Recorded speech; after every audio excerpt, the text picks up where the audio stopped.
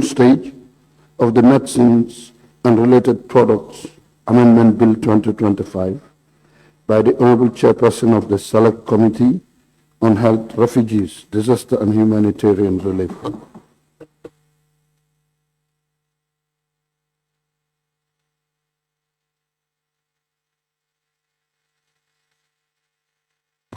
Honorable members will recall that after the second reading stage, the bill automatically should refer to the ABC. Therefore, the bill is appointed today for the consideration stage in accordance with Order 72. During the consideration stage, members shall have the opportunity to give detailed consideration and scrutiny for every clause and schedule in the bill. This stage also provides the first opportunity for amendments to the bill to be debated and voted on. I will now therefore resolve the Assembly into Committee of the Whole Assembly to give consideration to the bill, that is the Medicine and Related Products Amendment Bill 2025. The Assembly now resolves into the Committee of the Whole Assembly.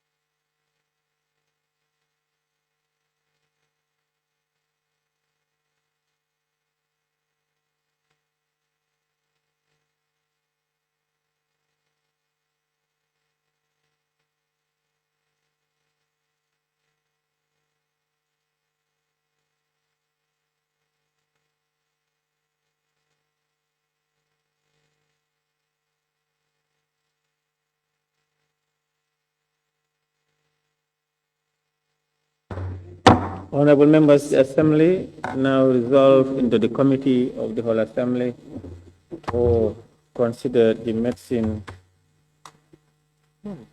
and Related Products Amendment Bill 2025.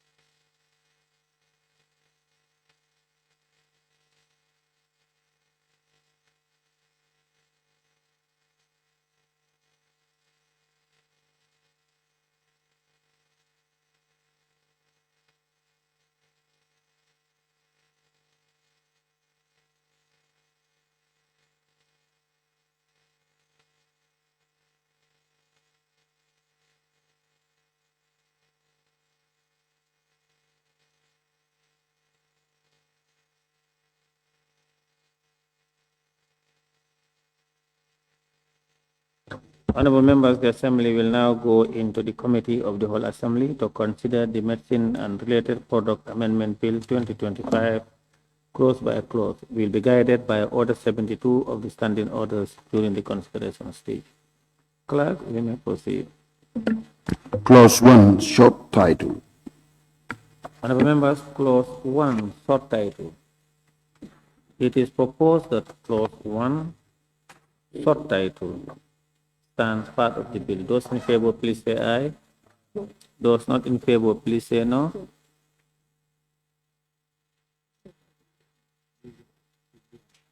No.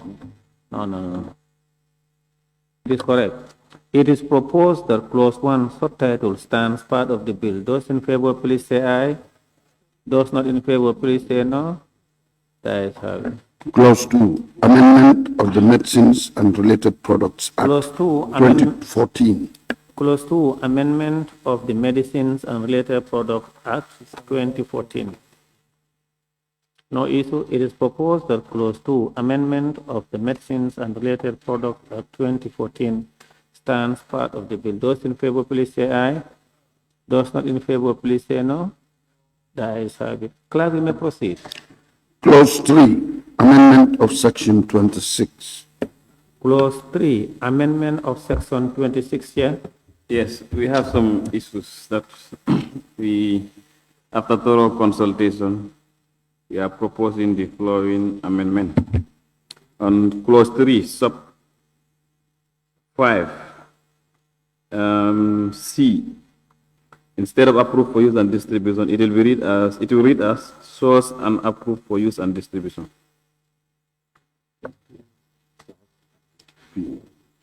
Sub 3, C. Yes. Approved for use and distribution. So Yeah. read as It will read now as source and approved for use and distribution. source, Yes. S-O-U-R-C-E. Yes. No, sorry. It should be source, comma, Source, comma. Approve. Because if you look at language-wise, and Chair, Okay. Chair, yes. Source and approved for use and distribution. Source and approved for use and distribution. Any order? Okay, then we move on to sub 6 is okay. Sub 7. Yes. Sub 7 B. Yes. We are changing the entire B Yes. to read and replace with the following. That's B, C, and D. It will be replaced with the following. You are replacing B, C, and D. Yes. All right. So now the new B will read as quality means the degree to which a set of inherent properties of a product system or process fulfills requirement as prescribed. Then C will read as safety involves the continuous assessment of risks associated with a medicine or a product throughout their life cycle to ensure that the benefits of the product outweigh its risks for the treated population. And D will read as efficacy means measurement of a medicine or related product desired effect under ideal condition. So after that, we will have a new sub 8. We will have a new sub 8 as notwithstanding, so subsection 4, the agency may adopt a mechanism other than registration permitting a person to import, distribute, sell, supply, or exhibit for sale any medicine or related product used in a public health program and pre-qualified by recognized international public health standards. Stephanie.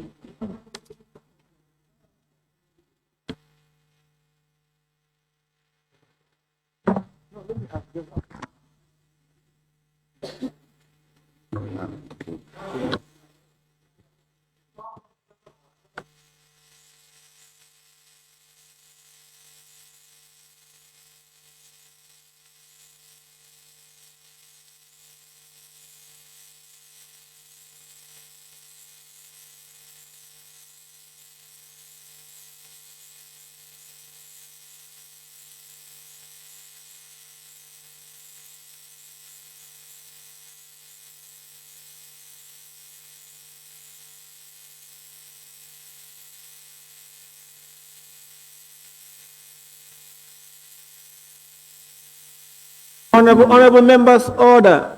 The proposal on 7B should now read, quality means the degree to which a set of inherent properties of products, system, or process fulfills requirements as prescribed. Chair, are you following? Safety involves the C, the continuous assessment of risk associated with a medicine or related products throughout their life cycle to ensure that the benefits of the product outweigh the risk for the treated population. And D, efficacy means the measurement of a medicine or related product desired effect under ideal condition, right? Good.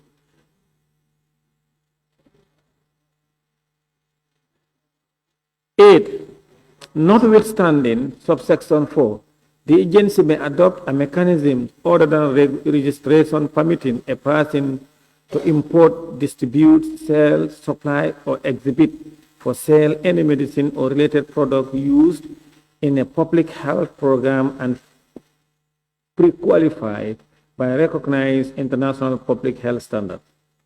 This is the amendment you want to do. It is proposed that... Chair. No, it's just a question to the chair. Please. Honorable, you can't do that. Please go ahead. No, I call your attention.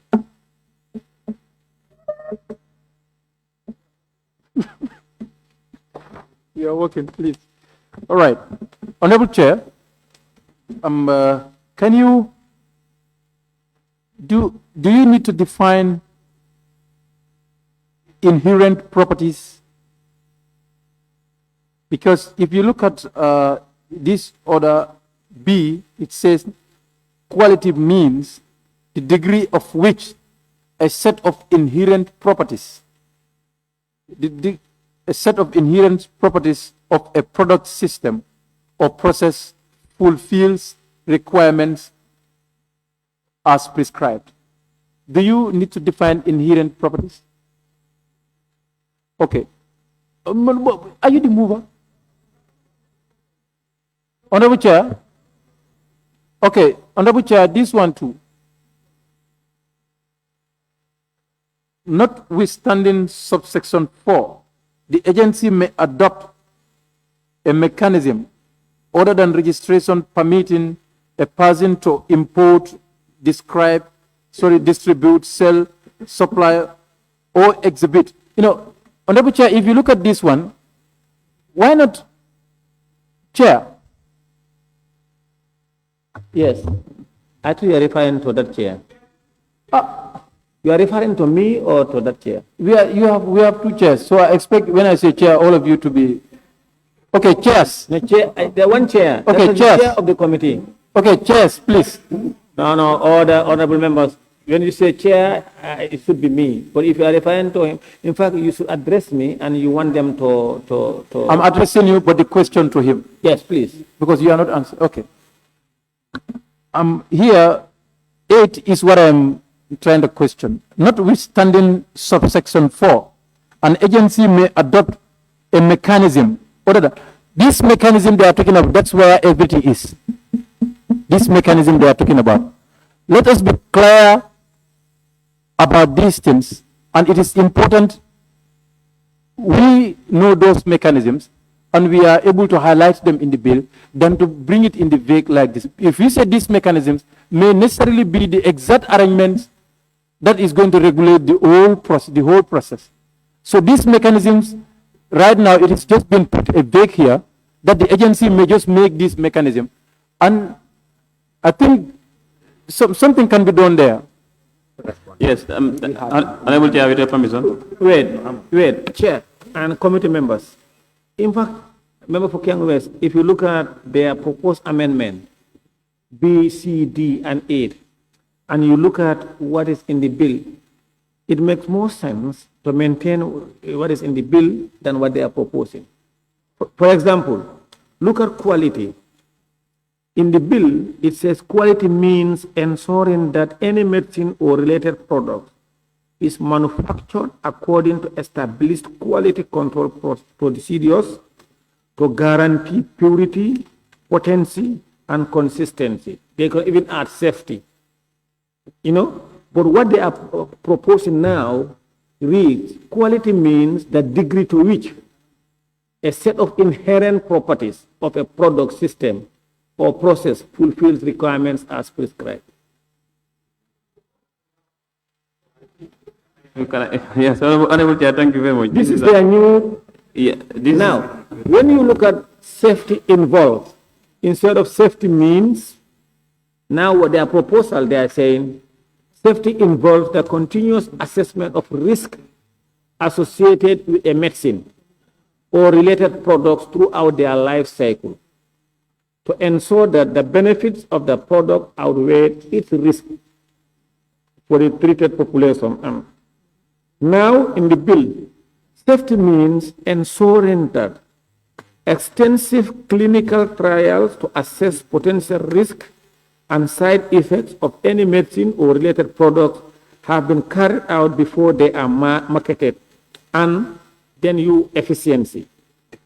Efficacy means meticulously evaluating the data, demonstrating how well any medicine or related product works in treating any intended condition. Because this one efficacy here should have been embedded between A, B, and C.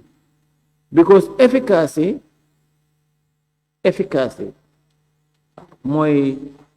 how well or how positive impact the medicine or the product that you are taking would have in fighting against whether it's vector or the disease or whatever in you.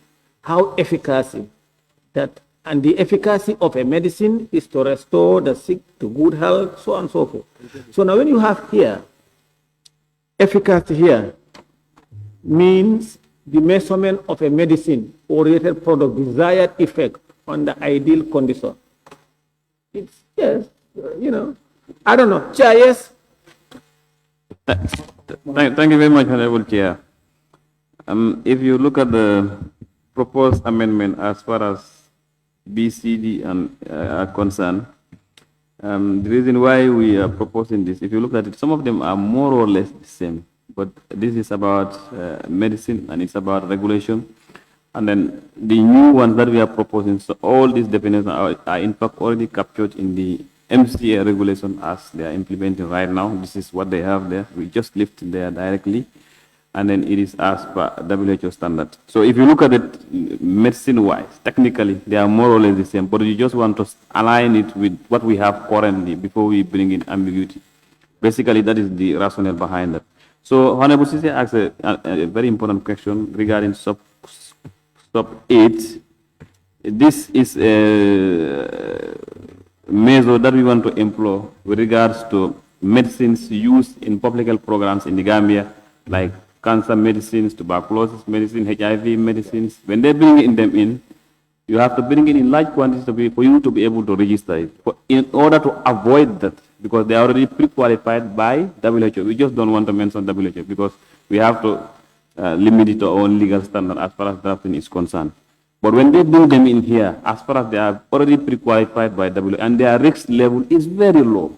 So now that's why we want the agency to have a leeway. Instead of registering, they can just list them, have the basic data on them, how they are manufactured and so on, so that they can easily track them in case of anything. Because in medicine, you have to rely on data. Basically, that is the rationale behind there, not any other thing. Don't add.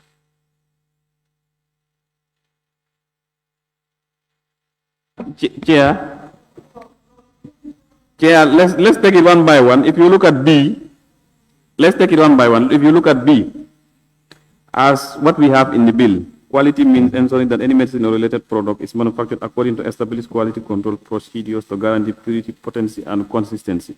Now, if you look at what we are proposing here, it means the degree to which a set of inherent properties of a product, system, or process fulfills requirement. Remember, MCA's role is basically regulation, not actually going to certain degrees. So basically, what we have here in the proposed amendment, so you agree on your proposal? Yes. Honorable members, are you following their proposal? Ken West? Yes. Honorable Chair, it's a big concern for me. And I don't know what the legal department is advising on that, around that place. It says, notwithstanding subsection 4, the agency may adopt mechanism other than registration, permitting the person to import this. This is Honorable Chair. Yes. This is a very important clause, and in fact, this is the most important one in this bill.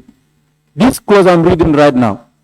Now it is telling you, notwithstanding what you say in subsection 4, the agency may still have the mandate to adopt a mechanism, mechanism that will not come here for an approval, you know that. So we are giving that one a leverage for the agency to be able to make a mechanism to adopt as far as the importation and the distribution, supply, and sales of the medicine-related products is concerned. So I think we need to look at that. What are some of those mechanisms? Let them be able to tell us those mechanisms. Chair, you heard him. Let me respond. For him, the mechanism is an open-ended. Exactly. Can you respond? Thank you very much. The mechanism is not an open-ended. Remember, we are legislating. Right now, what we have in the law is registration. If you bring a medicine or any related product or medicine, you have to register it. So now, to follow that process, dot by dot, from A to Z, some of these medicines coming in a specified program by the Ministry of Health, be it tuberculosis, be it HIV, be it cancer, be it whatever. Those medicines come in purposely for that program. For you to follow that process of registration from A to Z, it means we will have none of those medicines in this country. Those medicines, we will have none of them because they will not meet all the requirements. That's why we are giving the agency a leeway. There is already a system called listing, which is similar to registration. That it limits some of the, they can waive some of the unnecessary things, let me say, put it that way, and they'll be able to make sure they get the medicine in their database and they keep monitoring it from where it is from until when Lamin Sise consume it. Thank you. Member for Upper Salum? Yes, He's referring to me as Lamin Sise. Chair. Is out of order. Member for Nyanija, you are out of order. Yeah, Withdraw that until the honorable member for Kiang West consume it. Thank you. Upper Salum?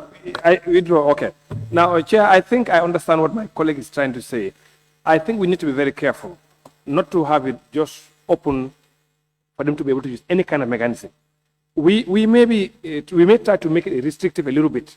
And for example, you can say the agency shall not adopt a mechanism other than registration unless the medicine or related product is approved by a stringent regulatory authority recognized in accordance with this section, and the product is intended for use under a public health emergency where a delay in registration would risk public health. And C, the agency conduct an independent risk-benefit assessment, including laboratory verification where necessary, and the agency responsible for health has the order published in the Gazette. You see, when you do this, you are actually trying to go another step. Now, Yeah. honorable members, put up your mic, sir. What he is reading, that's what the aides have been suggesting.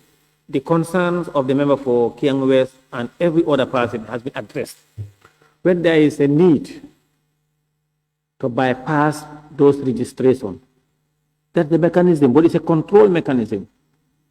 You know, when you are legislating, of course, for the interests of the public. And nothing is permanent.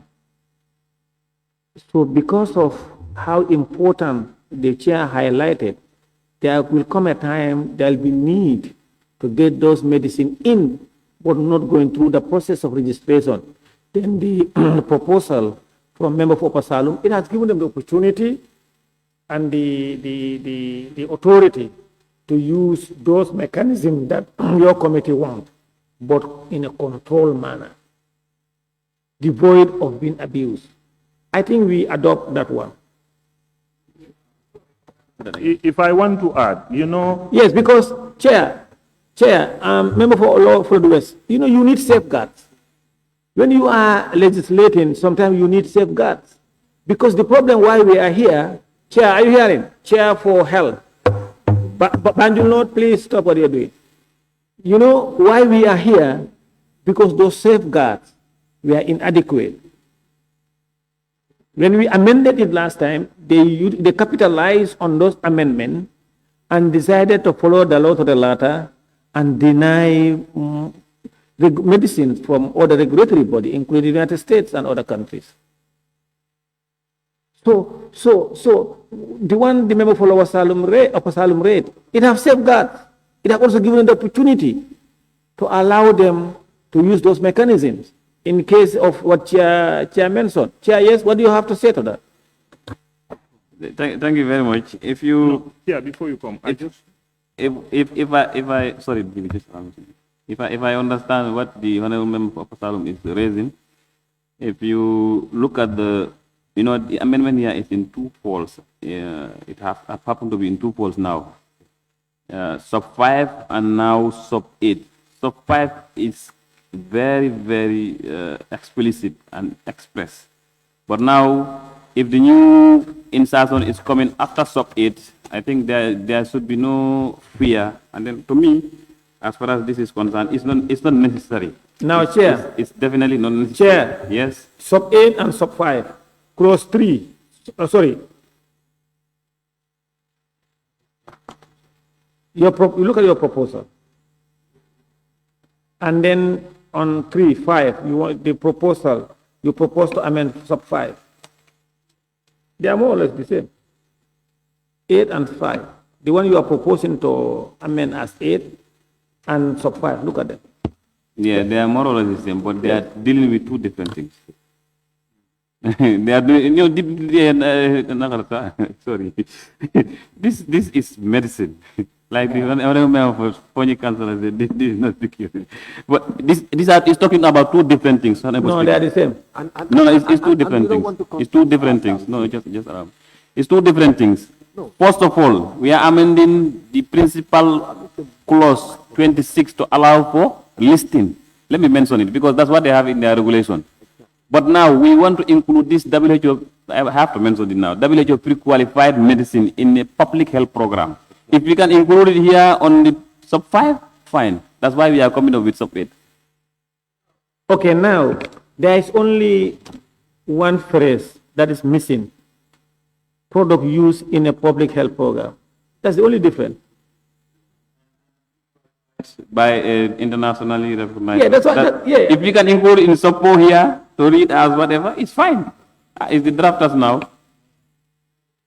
Now, you know, product used in a public health program and pre-qualified by recognized international public health standards. Nga add ko to sub 5 rek muje. Is that okay? You okay with that? Yeah, please. Not Fine, that's fine. Yeah. To add response to Member Pukiang. Yes, the mischief we want to... Honorable members, now, do you like to have probably sub 8 or sub 6 before 7 to accommodate what we propose? Yes, like if we can have what we have in sub 8 on the 5 before all this ABC, it will be perfect. Yes, It will be perfect. they will capture it. No, it is the same clause, the same section that it is amending, but on a different exit cap. But if there is,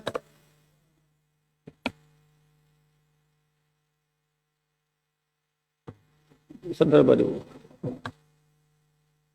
body, yes. But I think if he's inserting a new clause, that means he needs to be a proposal. When we agree, we'll do it. Chair, there is something No, very... yes. There is something very important people need to understand. The mischief that we are addressing in this amendment. This amendment was here. Looking at the market, the Gambian presence in the market, there are certain drugs, if we want to get them, we cannot get the registration requirement. One. And also in public health emergency, if we have certain laws, this country will be blocked to get those drugs based on the law. That is why when you look And at this is what exactly transpired in the Gambia to an extent that we were having drug scarcity. now, Because calm down. Look at sub 3. Look at sub 5. Sub 5. Look at sub 5. Remember for law for the West. yes, I'm looking surprised. Now look at the. Have you seen it? Yes. Now what are we going to add on sub 5? The last one. So it means see, source, No. On page 1, sub 5. yes, Notwithstanding. not the subsection 4. The Yeah. agency may adopt a mechanism other than registration permitting a person to import, distribute, sell supply, or exhibit for sale any medicine or related product. You know, here, Now I think- wait. Now related products you will continue use in a public health program and pre-qualified by recognized international public health standard. Absolutely, That's what I said. You are Yes, recognized. that's fine. Anyway. Yes, that's fine. Yes, that's fine. Honorable members,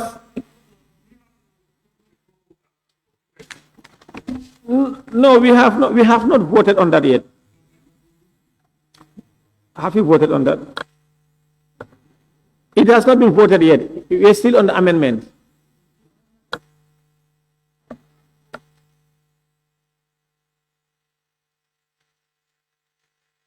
You can propose. Any one of you can propose. Yes, I'm central body. I'm not proposing. I have a concern. Don't do that. When we finish, I'll come to you. Okay. When we finish, we'll come to you. Honorable members, can you propose for that amendment to be included? Yes. Law of Fuller West? Yes.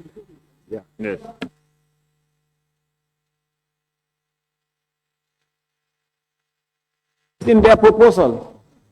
It's here. It's in their proposal. Check. No. It is already in your proposal. Yes.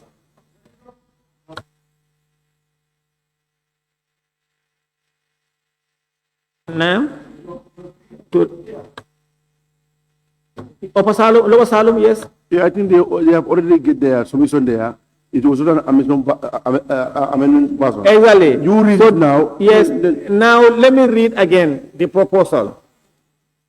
On 5, notwithstanding subsection 4, the agency may adopt a mechanism other than registration permitting a person to import, distribute, sell, supply, or exhibit for sale any medicine or related product used in a public health program and qualified by recognized international public health and standard.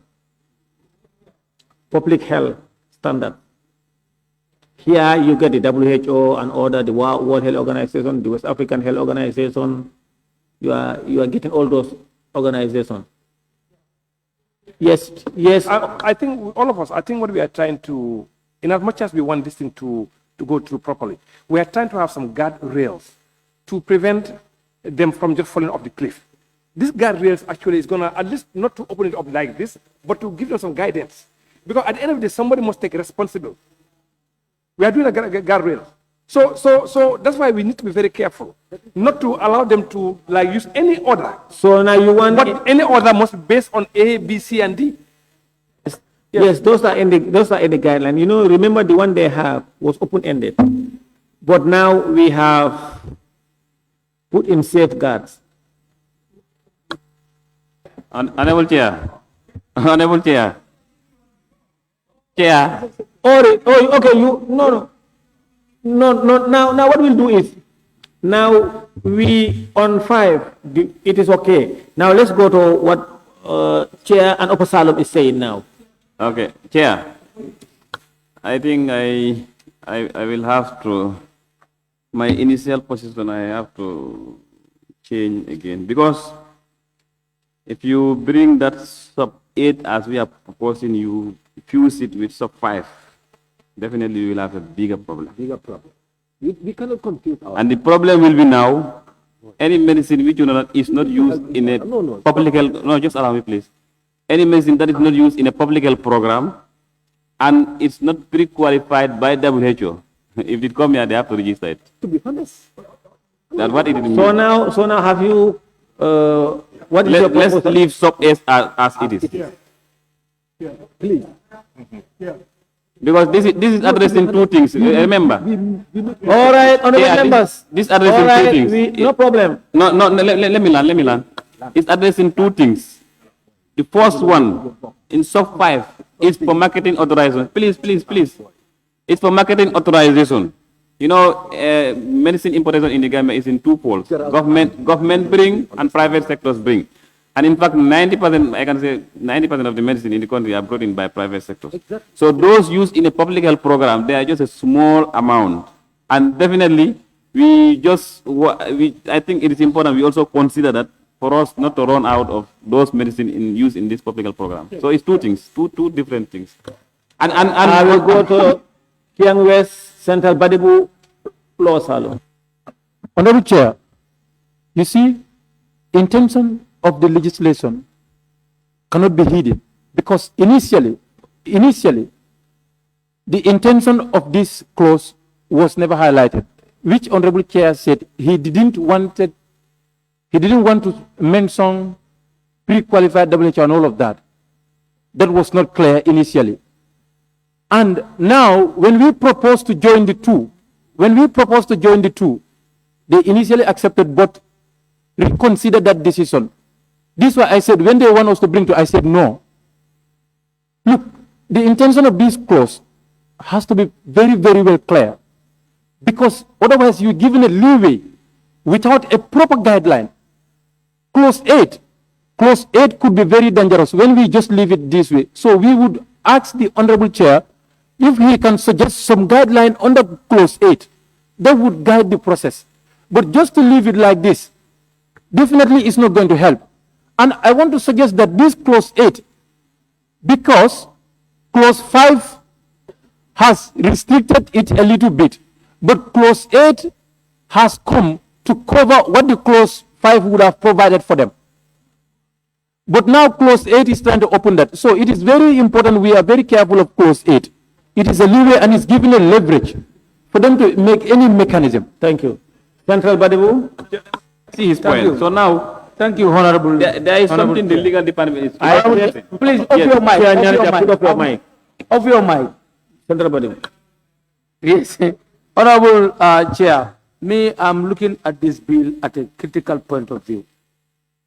5, notwithstanding subsection 4, the agency may adopt a mechanism other than registration permitting a person to import. This may adopt a mechanism. Why are we giving them that leverage? Do you understand? We are making a law. We need to be specific what mechanism are they going to use. If you give them a blanket token for them to make a mechanism for themselves, what if it is not going to suit the interest of the people? So I'm not comfortable with this.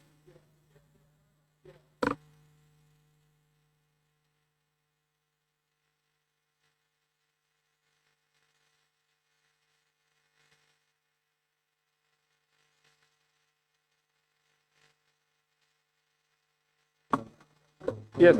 Lower Salum, then Upper Salum. Chair, thank you very much. Chair, you see, we need to be very careful on what we are doing. I can, Chair, I guess even the committee themselves are confused. Because initially you propose, they all agree. I will agree with the member for Kiang. The intention of this legislation is not clear, because the member for Nyanja said he doesn't want to. Yes, the member for Nyanja said he doesn't want to disclose. Wait, no, you said it here. You said you don't want to mention. Point of order, Honorable Chair. Point of order.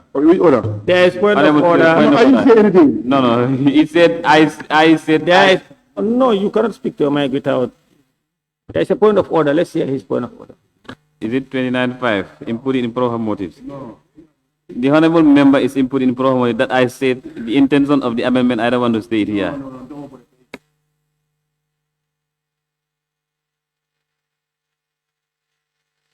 No, Honorable members, order. You can. Remember, there is a point of order. You can't put your mic on. Honorable member for Nyanja, you are out of order. Lower Salum, continue. Yeah, no, he said he doesn't want to mention the who, I don't know, the whole, yes. That he said. This is why the member for Kiang said the intention is not clear. This is why I said we are trying to legislate a law that will affect or serve the masses. If we are doing it, make sure you are prepared for the legislation. The drafters are just there to draft, but your intention has to be very clear. And this is why I said, here, the reason why this bill was referred for further consultation. But then, if that's happened, in fact, if you check on this report that they give us, the people that they consult, in fact, is not there. That was the reason why it was referred. Because initially, It's the same problem that is about to get now. It happens last time. I think it's better because we are legislating a law. And law, if the moment you legislate a law, whether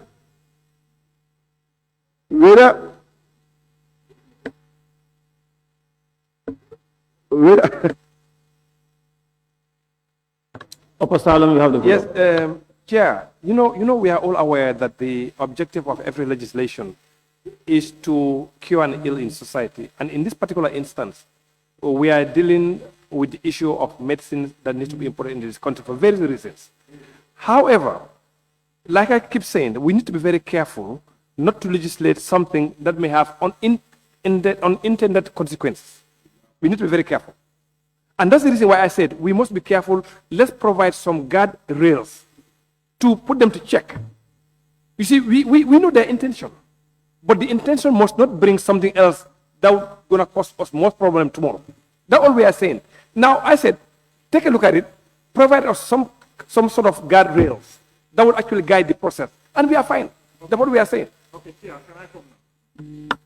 Lower Fulad West. Thank you very much. We agree to what they propose. Now we want 8 to read like this. The agency shall, notwithstanding, I'm talking 8, number 8, notwithstanding, subsection 4, the agency to adopt a mechanism other than registration, unless A, we have a new, A, the medicine and related product is approved by an SRA, mean a standing regulatory authority, recognized in accordance with this section. B, the product is intended for use under a public health emergency, where a delay of registration will risk public health. Yes. C, the agency conduct an independent risk benefit assessment, including laboratory verification where necessary. And D, the agency responsible for health, as by orders published the Gazette, authorize the application of such mechanism for a specific period not exceeding 12 months. Yes. Now, in this instance, you will allow the minister, not so?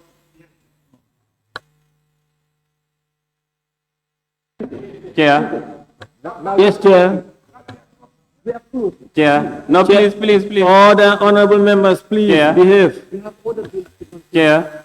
Yes, I Member Punyanya. think this is agreeable. It can come under sub 8, but we will further water it down because there are some unnecessary things there, as far as I am concerned.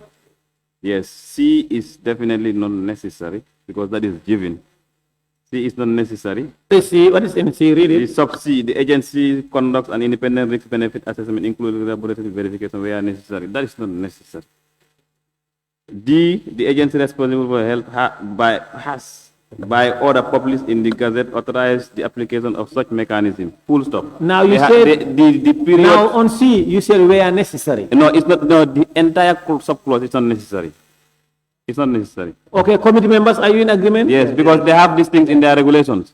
And in fact, D, where it is saying for a specific period not exceeding 12 months, that also should be deleted. Just stop at mechanism, full stop, because they have this thing in their All right. regulations. We'll now have Kiang West, then we will vote. Honorable Chair. Honorable Chair. Honorable Chair, this new amendment cannot be done in 2 minutes. Where does this come from? Is it from the legal that proposes it? It's from the legal that proposes it. Okay, that's fine. You. Stop wasting people's time.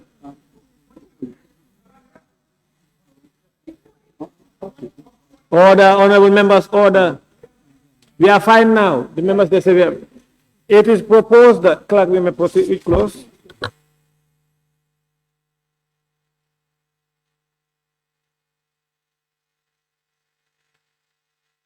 Honorable member for Nyanija, the member for Nyanija and chair, why you don't want us to include where necessary to test? Honorable Chair, the agency already have a mechanism. Every product that is coming in the country, they do test it.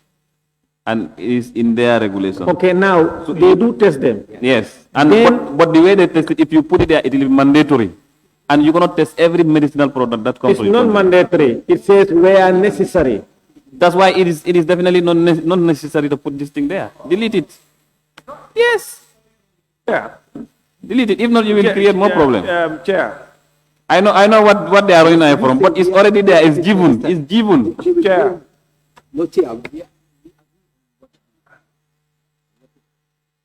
If you put mandatory testing in the law, you'll come back here again. Honorable member, where necessary to be tested is included there. On the member for Upper Salu. No, it tells you where necessary. It doesn't mean that everything you have to test. We are just saying that where necessary, do this. It means that if you don't test also, it's not illegal.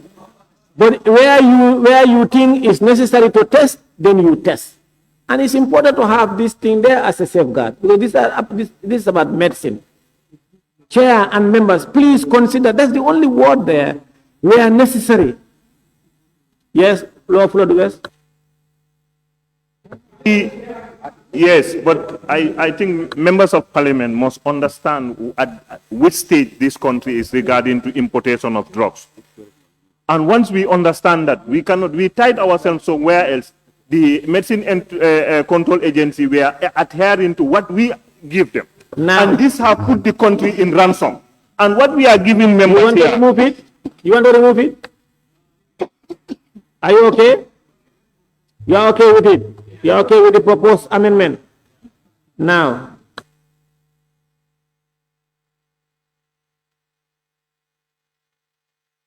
it is proposed that clause 3, amendment of section 26, stands part of the bill as amended. Those in favor, please say aye. Those not in favor, please say no. The ayes have it.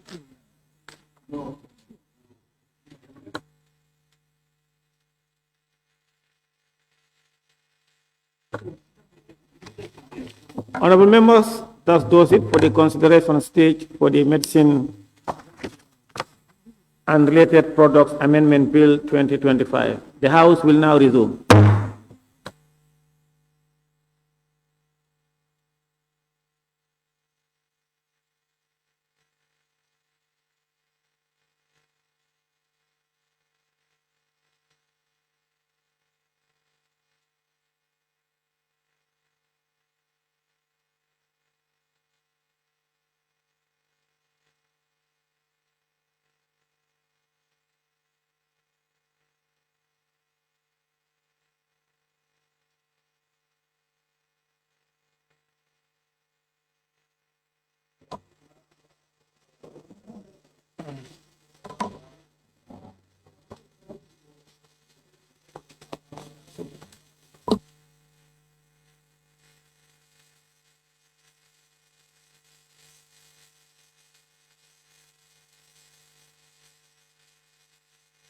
Honorable members, the House now resumes.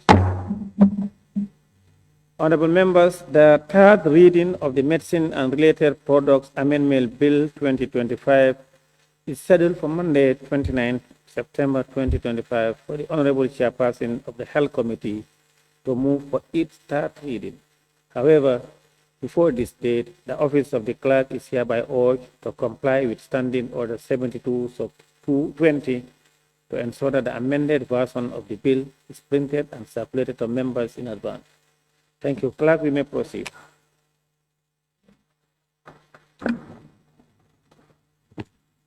Bill, Order 72, continuation of the consideration stage on the Personal Data Protection and Privacy Bill, 2024, by the Honorable Minister for Information, Media and Broadcasting Services. Honorable members will recall that after the second reading stage, the bill automatically stood referred to the ABC. Thereafter, the ABC scheduled the bill for consideration stage precisely on Monday, 15 September 2025. However, the Assembly could not complete the consideration stage of the Personal Data Protection and Privacy Bill 2024 and stop at clause 16 of the bill during the state sitting and hence suspended the process. Therefore, the bill is appointed today for a continuation on the consideration stage in accordance with Order 72. During the consideration stage, members shall have the opportunity to give detailed consideration and scrutiny to every clause and schedule in the bill. This stage also provides the first opportunity for amendments to the bill to be debated and voted on. I will now therefore resolve the Assembly into the hold on. Committee of the whole Assembly to give consideration Yes. to the bill, i.e. Personal Data Protection and Privacy Bill 2024. Yes, Honorable Member yes, for yes, Speaker. Opasalu. Yes, thank you very much, Honorable Speaker. You know, we want to complete this data protection bill, and I'm sure it may take us 1 hour, probably a few minutes to complete today. So I was trying to urge your indulgence. Instead of you come back here, then you have to go back first to finish business, move another motion, so that we do it now, so that we sit beyond 6 and then just finish it. Because this within 1 hour we can finish, so that we don't have to go back and forth. Yeah.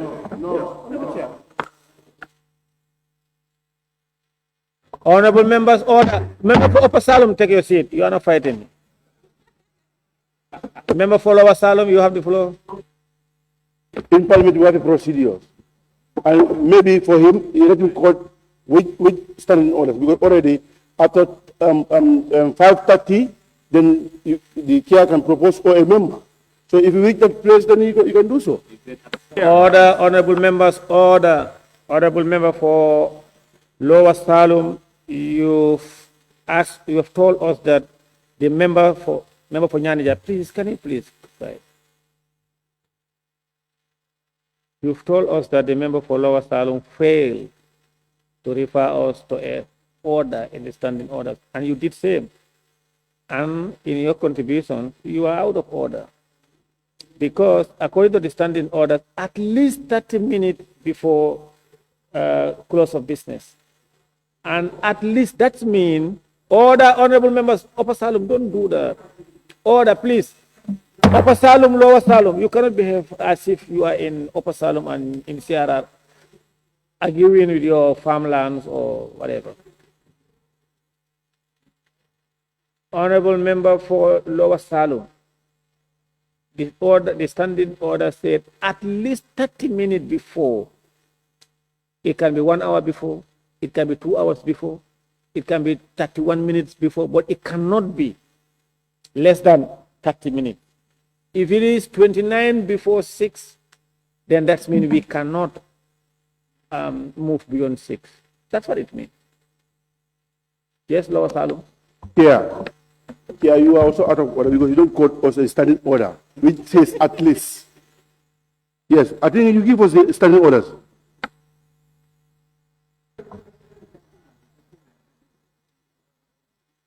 Honorable member for Lower Salem, you better be.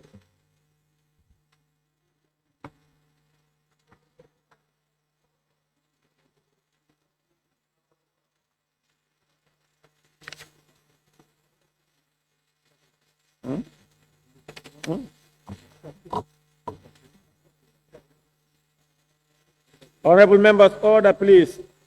Now order 13 sub 2.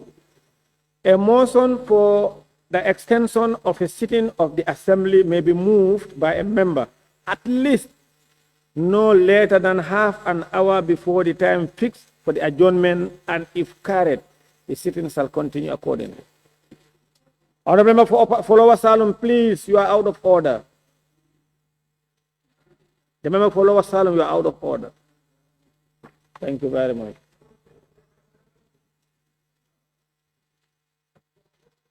Yes, Kiang West. Yes, Honorable Speaker, as you clearly read, the standing orders is very clear, at least. But we should be able to maintain consistency in this. Because what we used to do here is 30 minutes before, the Speaker will always go up. We move the motion. Honorable member for Kiang West, take your seat, please. But No, consistency is important here. No, Today, No, 1 hour take your before, 10 hours before, Go, 1 hour take- before, it's not consistent. Go, take your please. seat. Honorable members, please order. You cannot say Nilan Kodan Defe and whether they say you keep yourself for that Nilan Kodan Defe when in fact you can enhance service delivery, you can change. You cannot do that. No, in fact, I'm not entertaining that. Honorable member for Upper Salum, please move your motion. Yes, thank you. Thank you. Just for, you see, if you look at our two clocks, they are not even the same time. 5 minutes after, 5 minutes to. We are not even consistent. Anyway, thank you, Honorable Speaker. I move I move a motion for us to sit beyond 6 to complete business of the day. Thank you. Seconded, the member for Nyanija. Seconded. Honorable members, it has been moved and seconded that we sit beyond 6 to finish business on the order paper, to finish the consideration stage of the Personal Data and Privacy Protection Bill. Those in favor, please say aye. Honorable members, those in member for Nyanija and Lower Upper Salum, you move a motion. We are voting. We are discussing. You could not even vote. Point of order. That's not what the order. Those in favor, Point please of say order aye. 13. Point of order 13. Those in favor, please say No. aye. It will Those be not in illegal. favor, please say no. No. The ayes have it. No. Point of order. Yes, there's a point of order. Can we hear that from Serekunda? Yeah. Sitting 11, point of order 11, and point of order 13, point of order 13 2. Yeah. Honorable member, you cannot do Subject that. to the authority. Honorable of- member for No, you Serekunda. have to. You have. Honorable member, wait. You cannot do that. You are raising on the point of order. Take us to which order number, one after the order. Please. Go ahead. Order 13. A motion for the extension of a sitting of the National Assembly may be moved by a member at least no later than half an hour before the time fixed for the adjournment, and if carried, the sitting shall continue accordingly. Right. And order 11, subject to the authority of the Assembly Business Business Committee to determine the time of the commencement of business of the plenary and to standing order 14 to order of business. Sitting of the Assembly shall commence at 10 a.m. and shall continue until 6 p.m. Yeah. So you have to read the two together. Honorable member for Serekunda, you rose to a point of order. Take your mic and tell us what is your point of order, please. My point of order is I concur with what the member for Salem said. That's to... Okay, I withdraw now. Point of order. Point of order, no speaker. Point of order. Honorable member for Serekunda, are you withdrawing your point of order? Yeah, please use your mic. Yes, I withdraw. Honorable Speaker. Member for Nyani, I saw your tag. What I was just trying to clarify is that this is just a simple English. Because what it is saying is that not later than, meaning that if it is 29 minutes to, we cannot raise that motion. But not later than, even if it is 1 hour, 30 minutes, 35 minutes, or whatsoever, still that it is correct. So I think the member for Serekunda is completely out of order.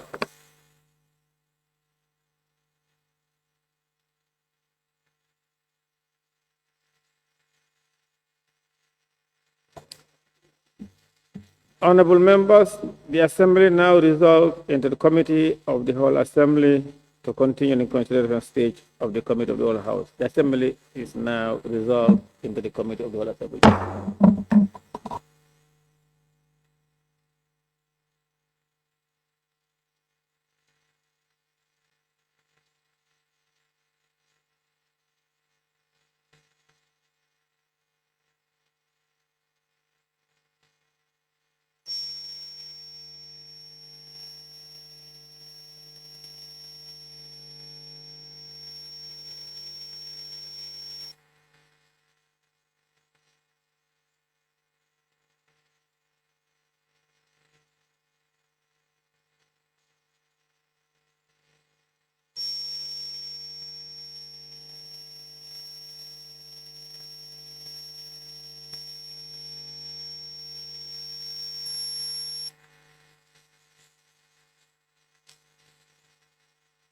Honorable members, order.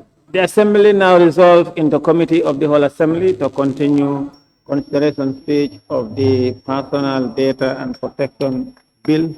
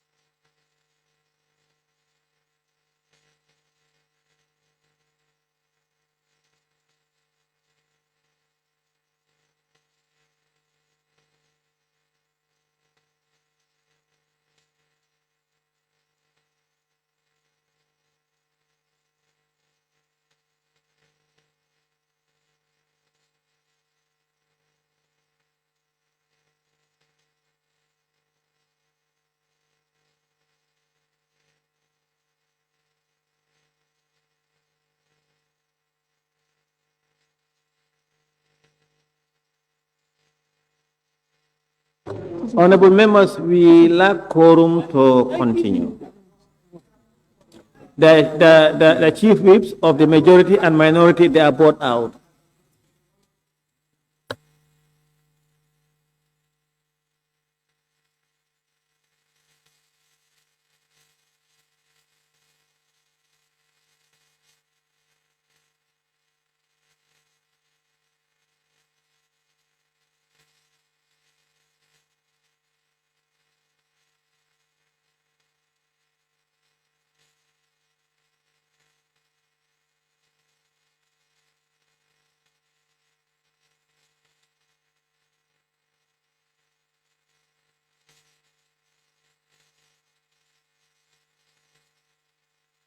We have quorum.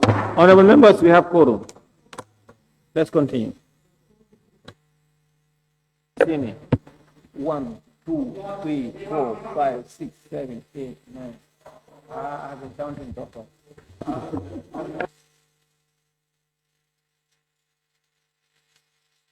Now we have quorum.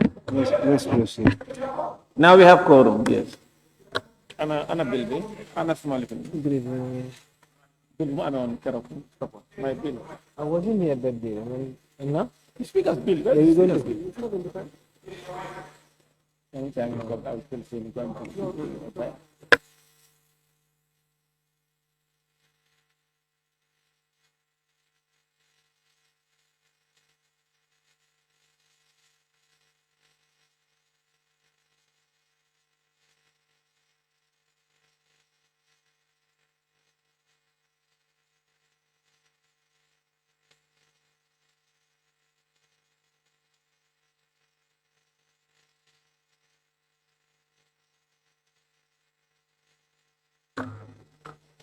Honorable members, clerk, yes.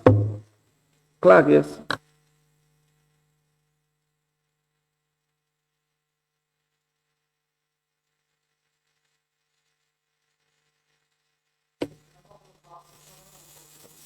Clause 17, selling personal data.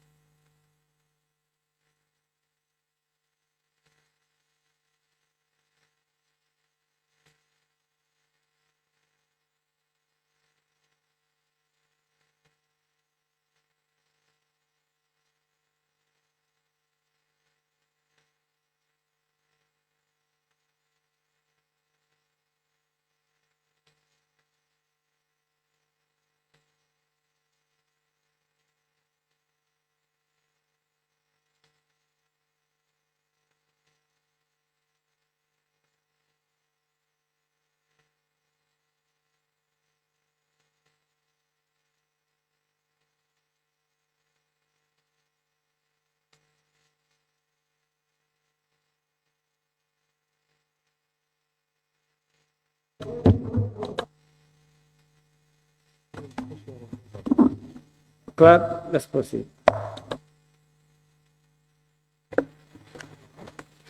Clause 17, selling personal data. Clause 17, Chair. Yes, we have amendment. The committee recommends that clause 17, 1A and B stand part of the bill with the following amendments. We are suggesting the clause to be cited as selling of personal data. That's the heading, selling of personal data. Then one, a person who sells or offers You to say sell. Selling of, we need to put there of. Yeah. A person who sells or offers to sell personal data or advertises that personal data is or may be for sale commits an offense and is liable on conviction. Then in subclause A, to be read as, in the case of an individual, to a fine not less than $500,000, imprisonment for a term not exceeding 5 years for both. In subclause B, to be read as, in case of a body corporate, to a fine not less than $1 million or 5% of their gross income in the preceding year, whichever is greater. Now, Chair. Yes. Chair, subclause A. Yes. In the case of an individual, a fine not less than 500,000, comma. Huh? You are maintaining the comma. Then imprisonment for a term not exceeding 5 years for both.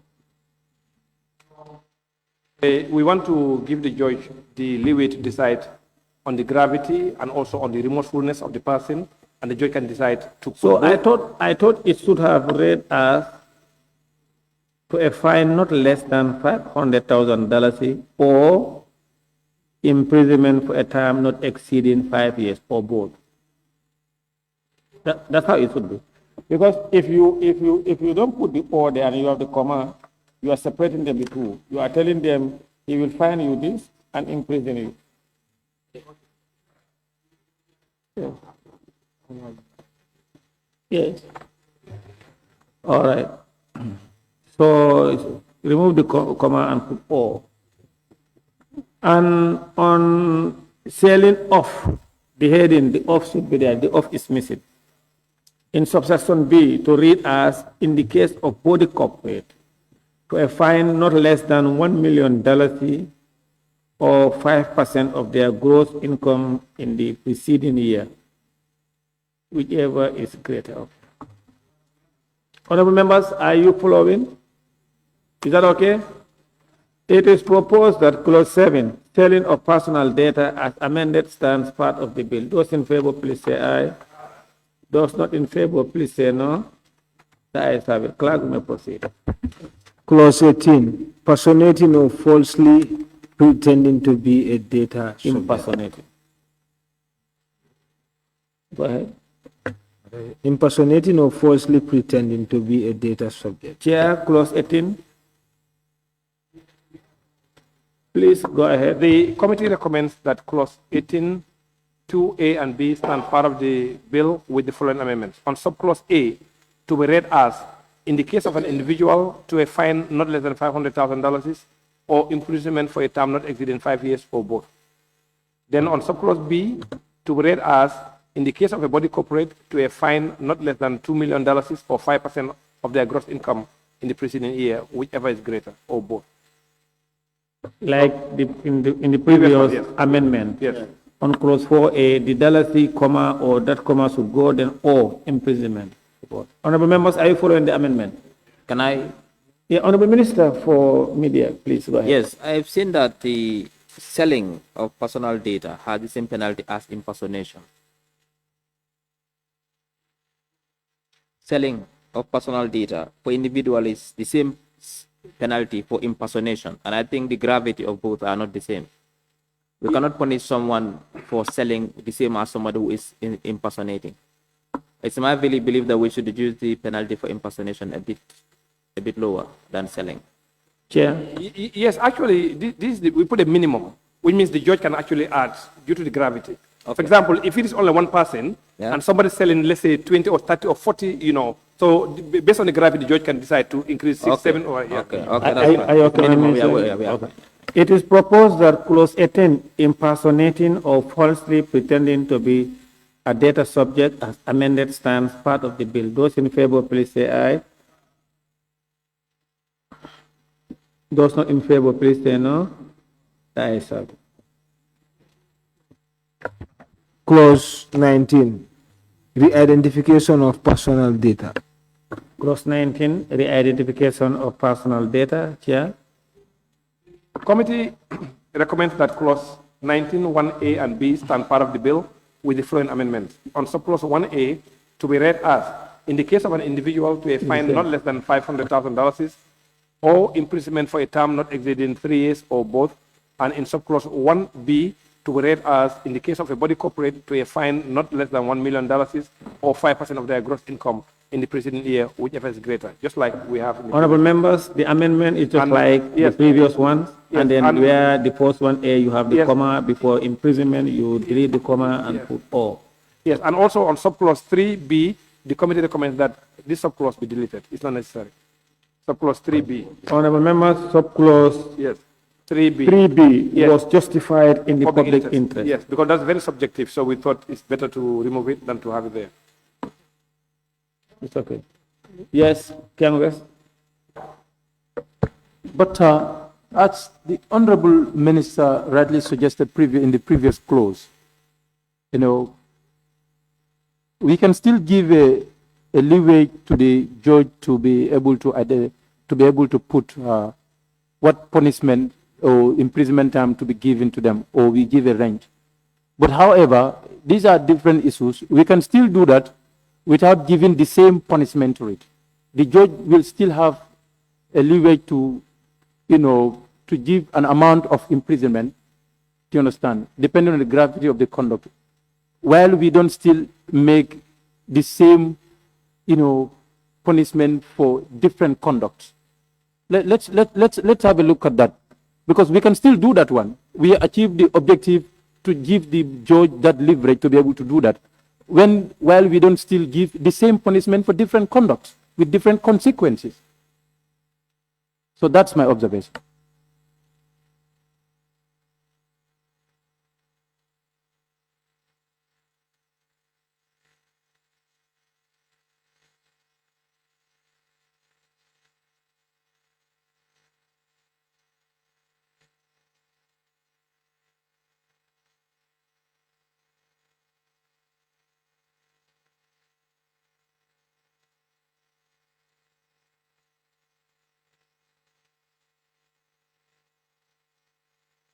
Honorable members, B. I was trying to read B. The one, you proposed, you wanted us to delete B. 3, it is a defense for a person charged under subsection 1,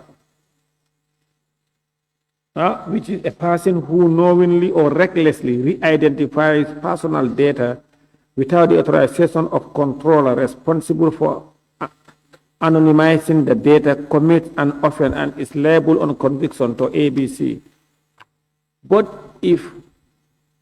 whether the person can use public interest as a defense.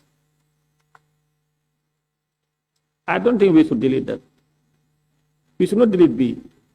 Because if you are identified on because of those data and you believe that why you did that was in the best interest of the public, you should use it as a defense. No, you see, how do we measure public interest? The subjectivity of the public interest. It's for the court to decide. When for you, Exactly. you can use that as a defense. If the judge is convinced that it was in the interest of the public, then you have a good defense.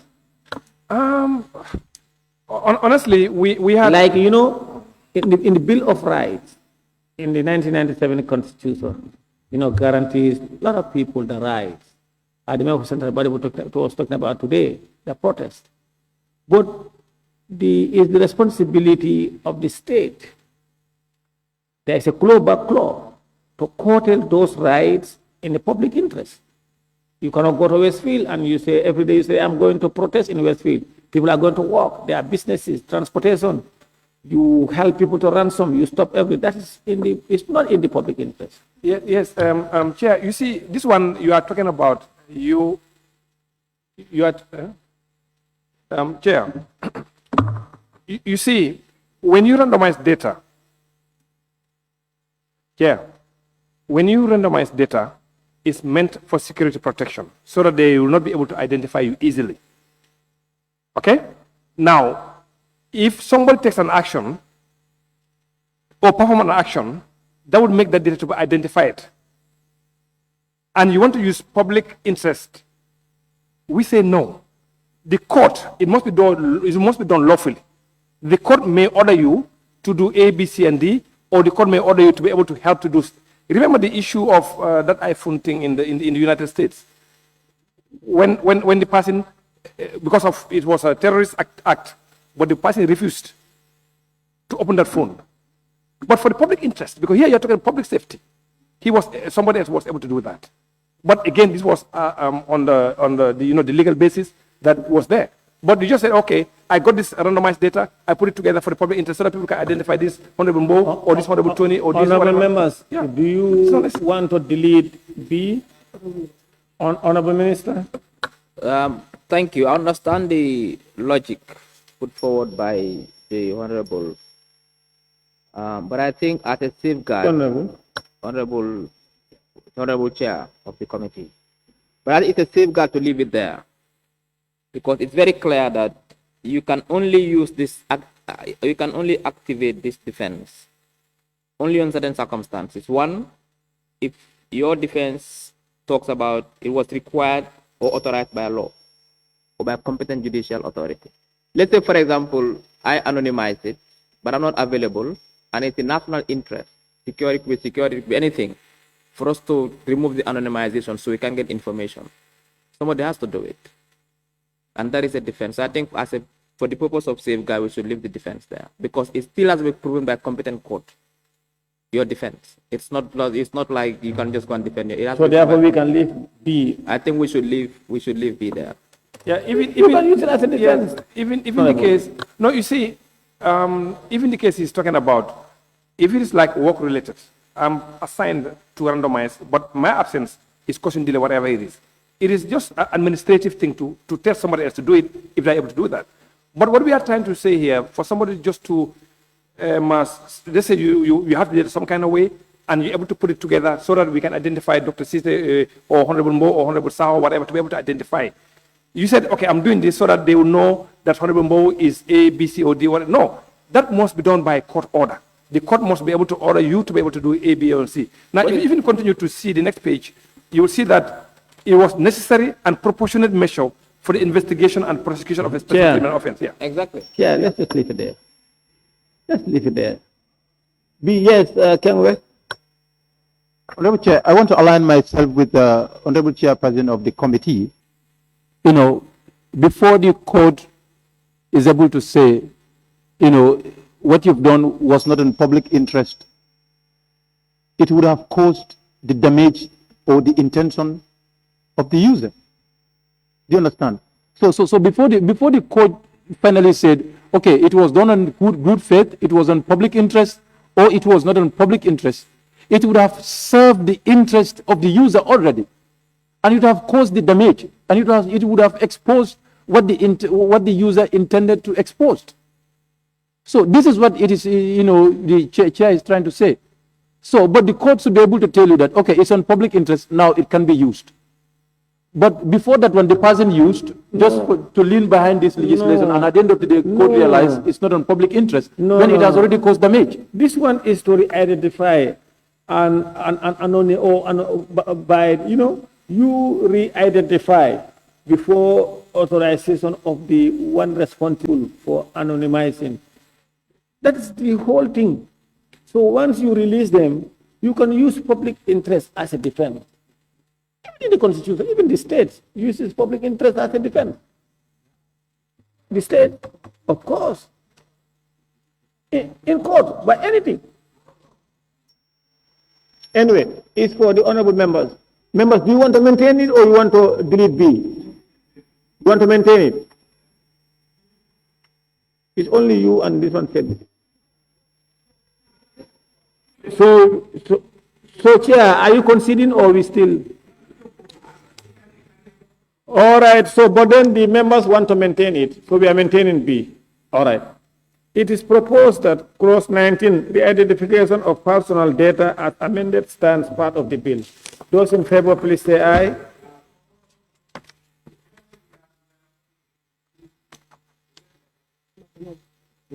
Your mic, sir, please. What I'm saying is like there are 3 amendments on that one. So the 3B, that's the last one we are talking about, the removal. Yes. Yeah. So you must say with amendment then. That's what I said. I think he's in Panchan. Clause 19, re-identification of personal data stands part of the bill with amendments. Those in favor, please say aye. Those in favor, please say aye. Those not in favor, please say no. The ayes have it. But Honorable Speaker, what he's saying is right. With amendments, only 2 amendments will be made. The other, we are not going to delete it. Yeah, they noted down. Yeah. Okay, all right. Clause 20. So Alteration of personal data to prevent disclosure. Minister, to when we finish, data subject. when we finish, you will hear me instructing you that we liaise with our office to ensure that all the amendments, that's where you make, after you are marking and then you will sit with them and insert all those amended, and you reprint a clean version before the next appointed date. Then you will all look at it. They look at it. When we pass it also, the clerk and you will. No, don't off my mind. Yes. Yes, clerk. Let's continue. Clause 20. Alteration of personal data to prevent disclosure Chair, to the data subject. Clause 20, Chair. The committee recommends that clause 20, 2A and B stand part of the bill with the following amendments. On subclause 2A, to be read in the case of an individual to a fine not less than $500,000, imprisonment for a term not exceeding, or imprisonment for a term not exceeding 3 years or both. On subclause 2B, to be read as in the case of a body corporate to a fine not less than $1 million. Members, are you okay with the amendment? It is proposed that clause 20, alteration of personal data to prevent disclosure to a data subject, stands part of the bill with amendments. Those in favor, please say aye. Honorable members, those not in favor, please say no. The ayes have it. Clerk, may proceed. Clause 21. Concealment of a personal data security breach. Clause 21, Chair. The committee recommends that 21, 2A and B stand part of the bill with the following amendments. On subclause 2A, to be read as in the case of an individual to a fine not less than $500,000 or imprisonment for a term not more than 2 years or both. And on subclause 2B, to be read as in the case of a body corporate to a fine of not less than $5 million. Honorable members, it is yes, King West. What is the difference between this one and other clauses where we have a fine of $500,000, not less than $500,000, but with an imprisonment term of 3 years, and others with the same different imprisonment but the same fine? Yes, it's the gravity. You know, when you conceal, that there's a breach. That's what the fine is about. The same fine, but different imprisonment terms. That's different from when somebody actually has stole the data or attempt to sell the data for financial means. This one, there's a breach, but you conceal the breach. Because if you look at the act itself, the bill itself, it's telling you that if you keep data, percentage of people, and there's a breach, there's a process or procedure you have to follow to report to the right authority. Who's talking on the phone behind? Honorable Chair,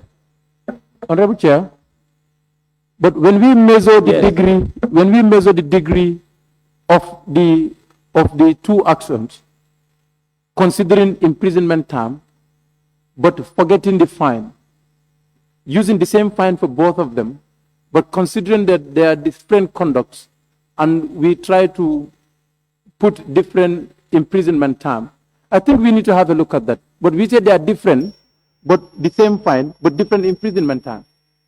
Honorable Speaker, the fine is not the same. The fine is nothing less than 500,000. So anything above it, it could be 600, 700, 800. So it's not the same. It could It's be just, there's a flaw. It could be 10 million. The flaw is the same, but it could be, the fine is not the same.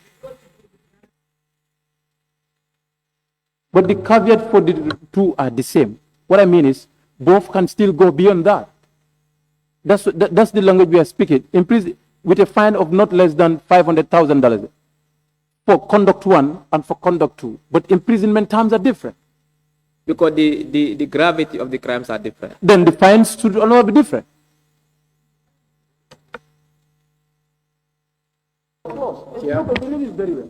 Chair. Banjul not. Yeah, thank you very much, Chair. I think we need to understand one thing here. What he is trying to say is the gravity of the crime committed. But I think the minister also made it very clear as the custodian of the bill, even though it is our bill right now. But as he is saying, the crimes are different. So we need to understand it at that lens and see to it that when it comes to the charges, it can vary. And like he said, there is a flaw already. So we can charge either below. I think why the committee choose this language, because, you know, for a body corporate, you cannot send them to jail. And then, no, it cannot be less than $500,000. It can be up to, depending on the gravity, it can be up to 100 million. Individual, yes, is different from that of the body corporate. Yes, it's different because the individual, and the individual is either fine or a fine and or imprisonment or both, and there is a upper limit. There is an upper limit. You cannot exceed. But for body corporate, depending on the gravity, it can be up to the sky. It is proposed that clause 21, concealment of personal data security breach, stands part of the bill as amended. Those in favor, please say aye. Those not in favor, please say no. The ayes have it. Clerk, you may proceed. Clause 22, false statements made in response to a notice requesting information. Clause 22, false statement made in response to a notice requesting information. Yes, the committee recommends that clause 22, 2A and B stand part of the bill with the following amendments. On subclause 2A, to be read as in the case of an individual to a fine not less than $500,000 or imprisonment for a term not exceeding 5 years or both. And on subclause 2B, to be read as in the case of a body corporate, a fine not less than $5 million.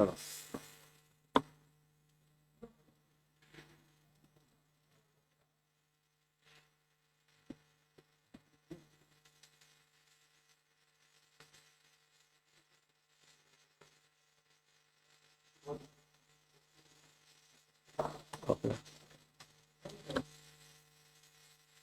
Ken West, you have the floor. Honorable Chair, if you look at this one too, you know, we will have the same fine for different conducts, but higher and lower imprisonment terms for. And we need to have a look at this. It cannot just be, you know, we do it because we think it's punishment. But these are different conducts. Sometimes we will have the same imprisonment term for them, different fines for. or the same fine for but different imprisonment terms? Are we looking at both imprisonment terms and fine under the same conduct to be able to, supplement each other? In case you don't serve you don't serve the sentence, you pay this amount of money. But now you don't serve this sentence, but you pay the same amount of money for different conducts. That's what I'm trying to look at here, and it's very inconsistent. Chair, can I explain something? Please go ahead, Member Popasano. Yes. In its simplest terms, for example, as a judge or a magistrate, somebody steals 1 cow, somebody steals 10 cows, and somebody steals 100 cows. What we are saying is we leave it to the judge. I don't think, personally, if somebody steals 1 cow and somebody steals 100 cows, you will send them to jail for 1 year, or both of them the same thing. I don't think. When Parliament is telling you, if the gravity, up to 3 years or up to 500,000, minimum of 500,000, then due to the gravity, the one that steals more, then you put everything on him.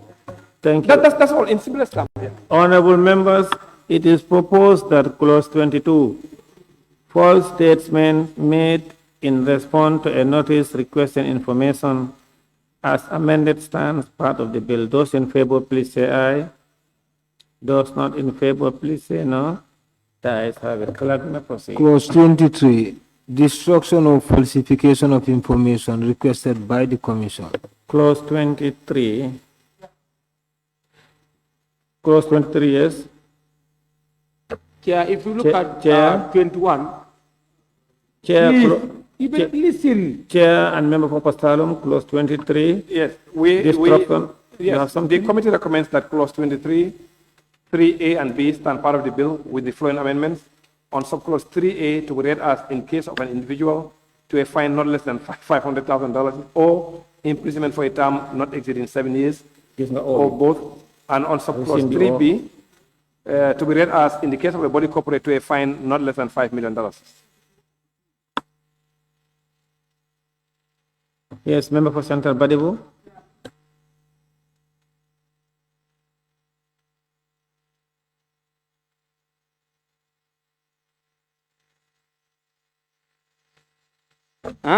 It said false statement, and 21 said what? Concealment.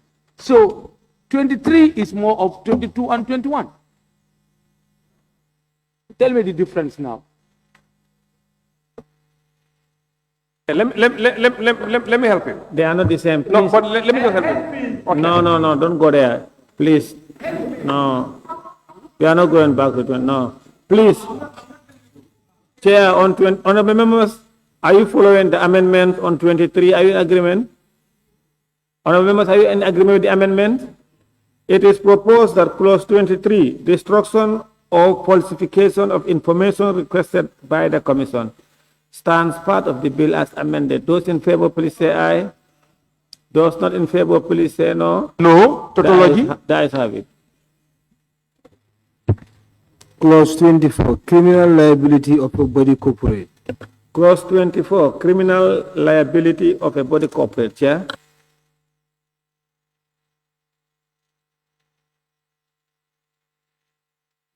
It is proposed that clause 24, criminal liability of a body corporate. Yeah.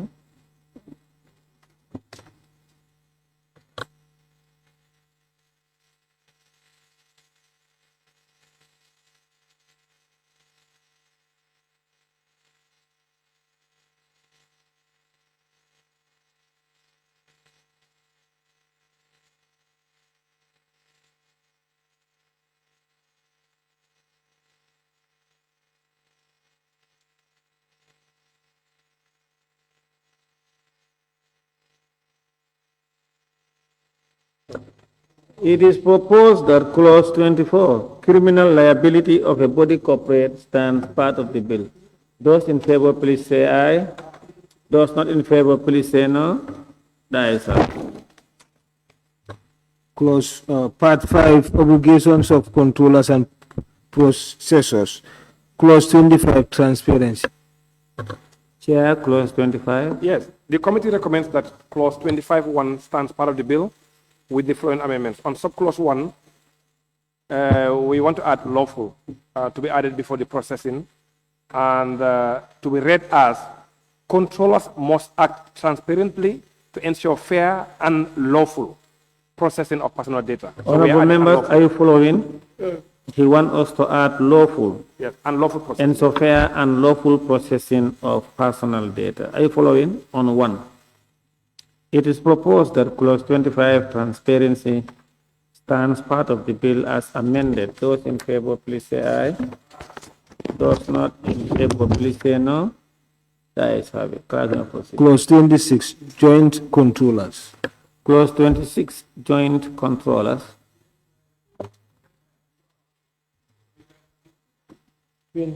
25 all the way to 36, we don't have any amendments on them.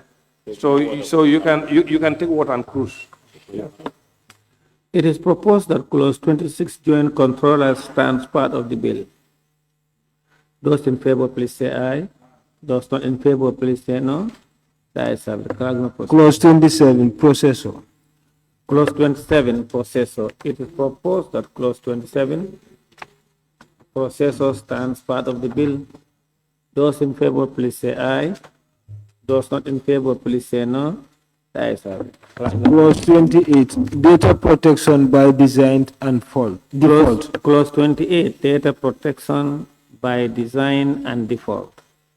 It is proposed that clause 28, data protection by design and default, stands part of the bill. Those in favor, please say aye. Those not in favor, please say no. The ayes have it. Clerk will proceed. Clause 29, security of processing. Clause 29, security of processing. It is proposed that clause 29, security of processing, stands part of the bill. Those in favor, please say aye. Those not in favor, please say no. The ayes have it. Clerk, we may proceed. Clause 30, records of processing operations. Clause 30, records of processing operations. It is proposed that clause 30, record of processing operations, stands part of the bill. Those in favor, please say aye. Those not in favor, please say no. The ayes have it. Clerk, we may proceed. Clause 31, data protection impact assessment. Clause 31, data protection impact assessment. It is proposed that clause 31, data protection impact assessment, stands part of the bill. Those in favor, please say aye. Those not in favor, please say no. The ayes have it. Clerk, we may proceed. Clause 32, obligations relating to personal data breaches. Clause 32, obligations relating to personal data breaches.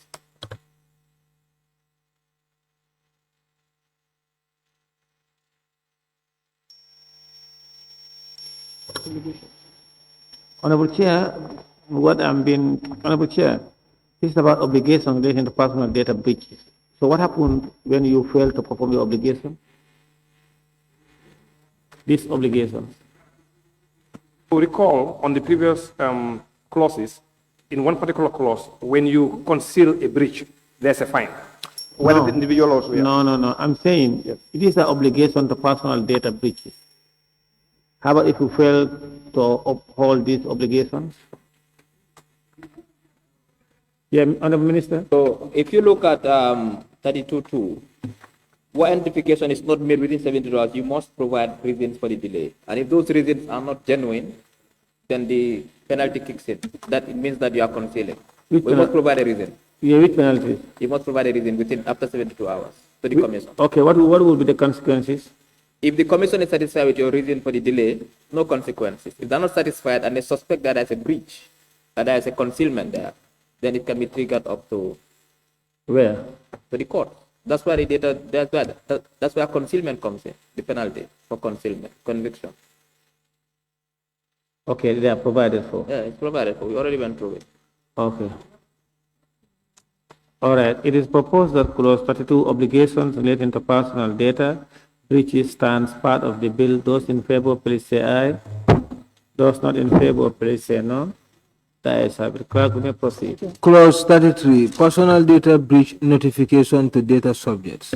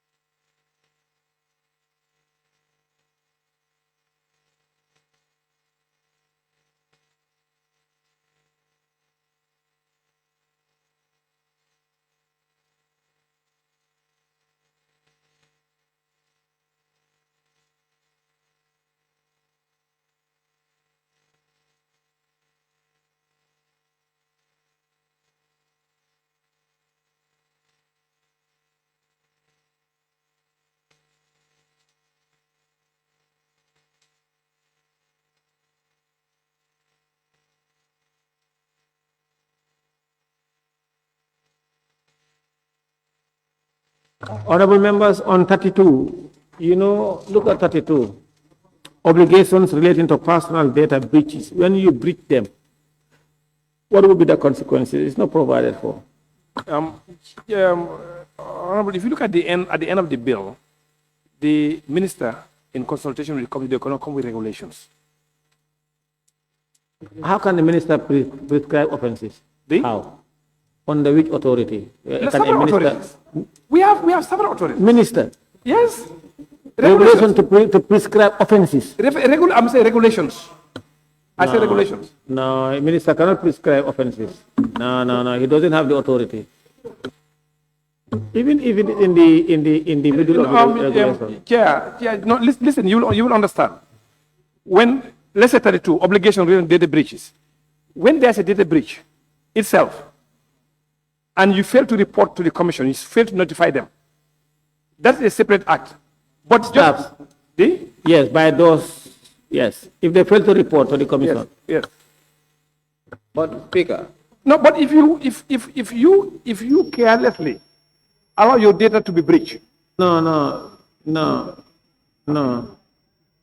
By when the controller failed to report those breaches, and later on you realize that he knew there was breach and he failed to report, what will be the consequences?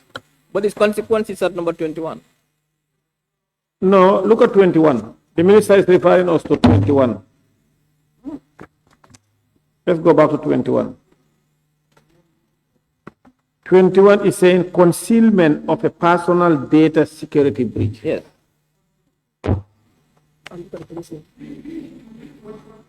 This one is obligation relating to personal data breaches. Yes. When you breach those obligations, now concealment to a personal data security, look at the punishment. Punishment is there. Look at it. That is why, Speaker, Honorable Speaker.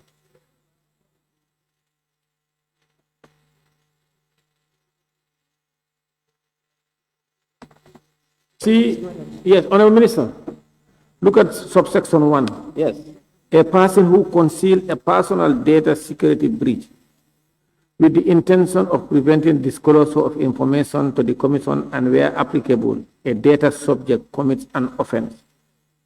And the offense is on 2. A person who commits an offense under subsection 1 of 21. That is to prescribe the penalties. That if you commit an offense under section 1, you have to prescribe. But here, if you look at the, if you go to 32 again. Now 32 is telling you the controller must notify the Commission. Yes. Without undue delay and no later than 72 hours after becoming aware of a personal data breach, unless the breach is unlikely to result in a high risk to the rights and freedom of data subject. Go to number 2. Number 2. The next one. Read next one. Where a notification is not made within 72 hours, the controller must provide reason for the delay, which the Commission may consider in determining compliance with this act. That is not a punishment. No, what? What I'm saying now, Minister, where the notification is not made within 72 hours, the controller to provide reason for the delay. When the controller provides the reasons, and the reasons are not accepted, yes, or the reasons are not genuine, now the controller commit an offense under this. That offense is 21. No. What you are trying to say?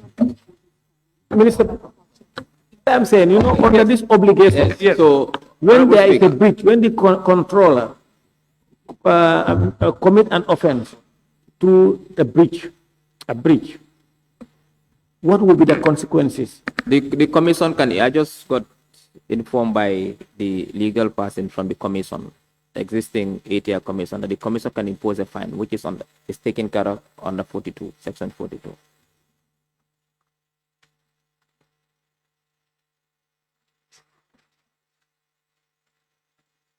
Under Section 42. 41, sorry. 41, powers of the Commission. In addition to its powers under the Access to Information Act, the Commission shall have the authority to investigate, intervene, and enforce the provisions of this Act And such powers include the ability to request information, including records, copies, data, enter and search premises. Then H, institute legal proceeding or bring violation of this act to the attention of the competent judicial authorities of the Gambia. Okay, now when the commission brings this violation under this act, now those are violations. Now the commission will bring before a competent court under 32 obligations relating to personal data breach. They are violated. Now under which clause are you going to punish those people? Hey, Chair.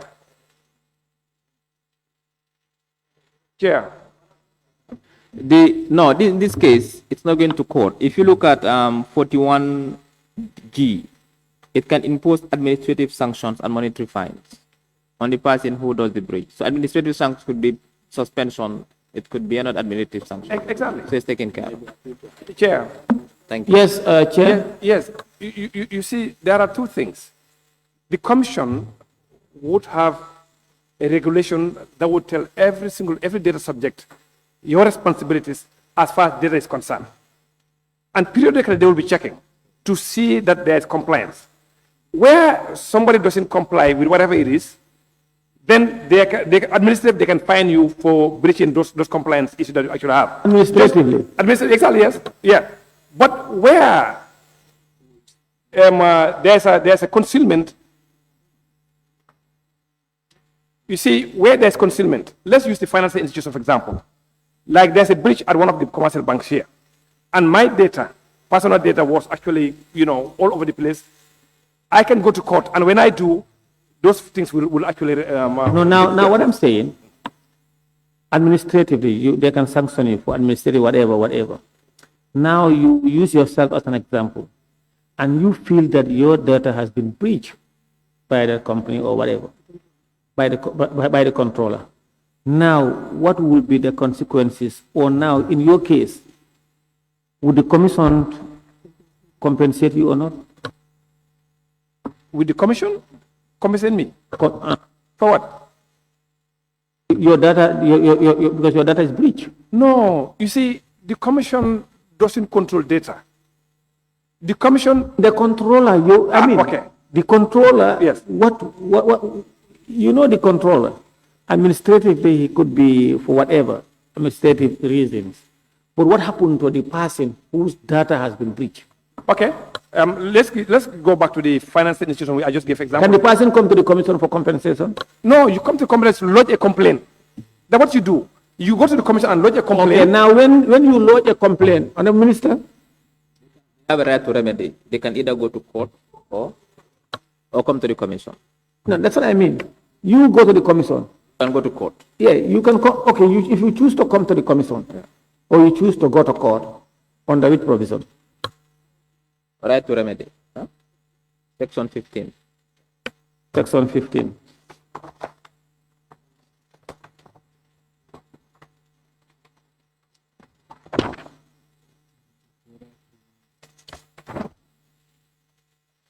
Right to remedy, a data subject has the right to seek remedy, including judicial remedy, in accordance with the laws of the Gambia.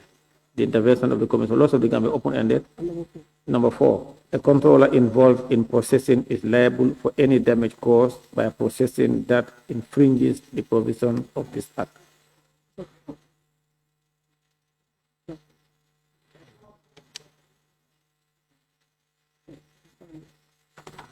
Yes, that is okay now. It is proposed that Clause 32, obligations relating to personal data breaches, stands part of the bill. Those in favor, please say aye. Honorable members, please. You see, with all this argument, because the intentions of the lawmakers must be explicit. And honorable members, we are not even aware of these things, but you see, they took us to various. No, we are. Don't use your. Don't no, we are definitely. No. If you don't stop using your mind, I'll send you out.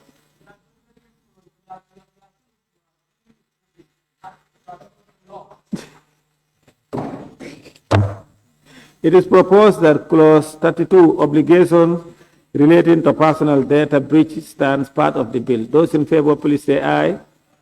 Those not in favor, please say no. The ayes have it.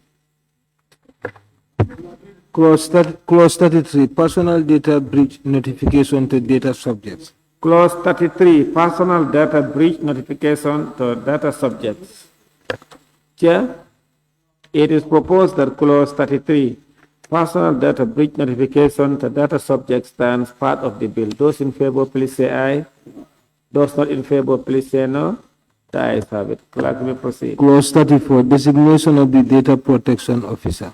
Clause 34, designation of the data protection officer. It is proposed that clause 34, designation of the data protection officer, stands part of the bill. Those in favor, please say aye. Those not in favor, please say no. The ayes have it. Clause 35, cooperation with the commission. Clause 35, cooperation with the commission. Chair, it is proposed that clause 35, cooperation with the commission, stands part of the bill. Those in favor, please say aye. Those not in favor, please say no.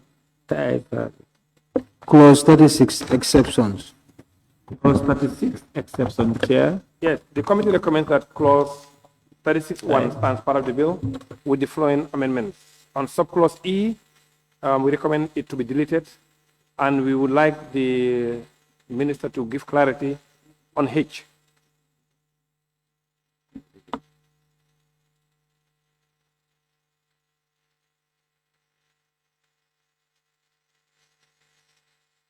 the minister.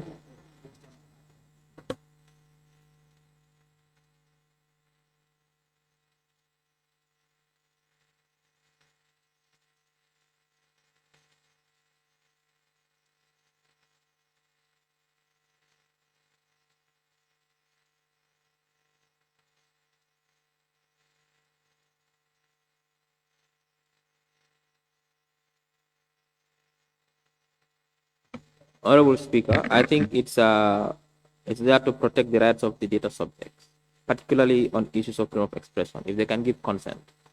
Where consent is available, then that's an exception. That is for H.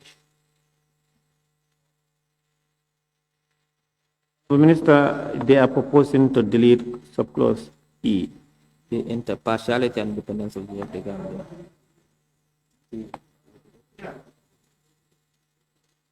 Yes, Member for Central Badibu. Yeah, if you look at the heading, and it says an exception to the provisions of this act is permitted only when provided for by law for a legitimate purpose and in respect of fundamental rights and freedoms. Now, and any exception must be a necessary and proportionate measure in a democratic society for the protection of national security, defense, public safety, important economic and financial, the impartiality and independence of the judiciary. So it's part of it. Chair. Yes. Maybe you say in the Gambia it's repeated, maybe, but it's good you have it. You know, something that is already given, there's no need to include it there. The impartiality of the judiciary, that is already given thing in the Constitution. So there's no need to put it in this law. It doesn't matter for us, either way. It is proposed that clause 36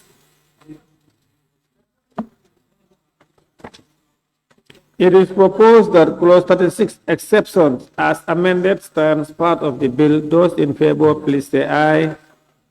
Those not in favor, please say no. The ayes have it. Clerk, you may proceed.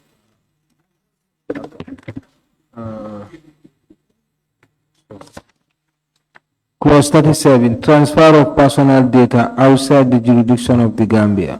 Clause 37, transfer of personal data outside the jurisdiction of the Gambia. Chair,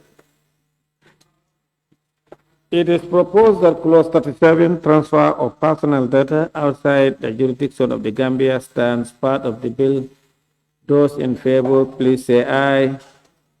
Those not in favor, please say no.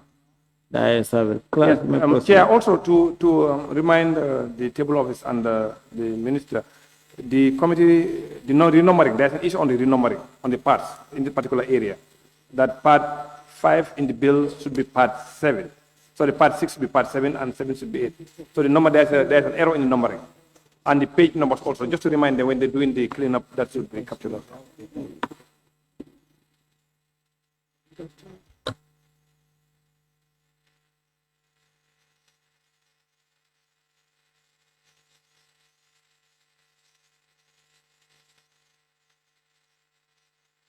Honorable, you know subsection 4 is referring to section 4. They are saying that it should be, I think, maybe subsection 2. Look at it. The reference. The reference of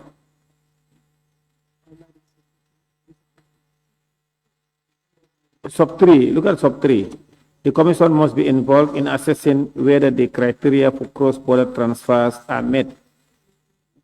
And so, okay, with section 4. All right, in the substance, in the section 4. All right, clerk, let's proceed.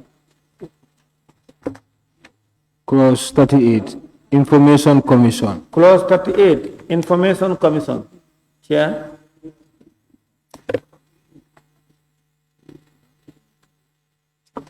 The committee recommends that the ministry gives clarity to this clause, as the commission on the ATI is already established.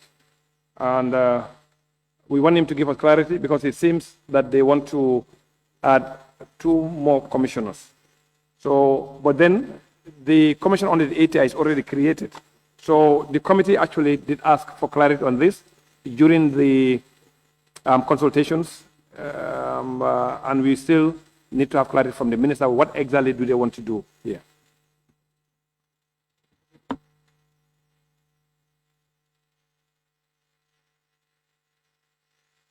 Honorable Minister. Honorable Speaker, we want to, if you go to 39, the composition of the commission established under the Access to Information Act must include a commissioner specialized in personal data protection. We want to add 2 commissioners to the existing commission to make it 7. The 2 will be competent in data protection.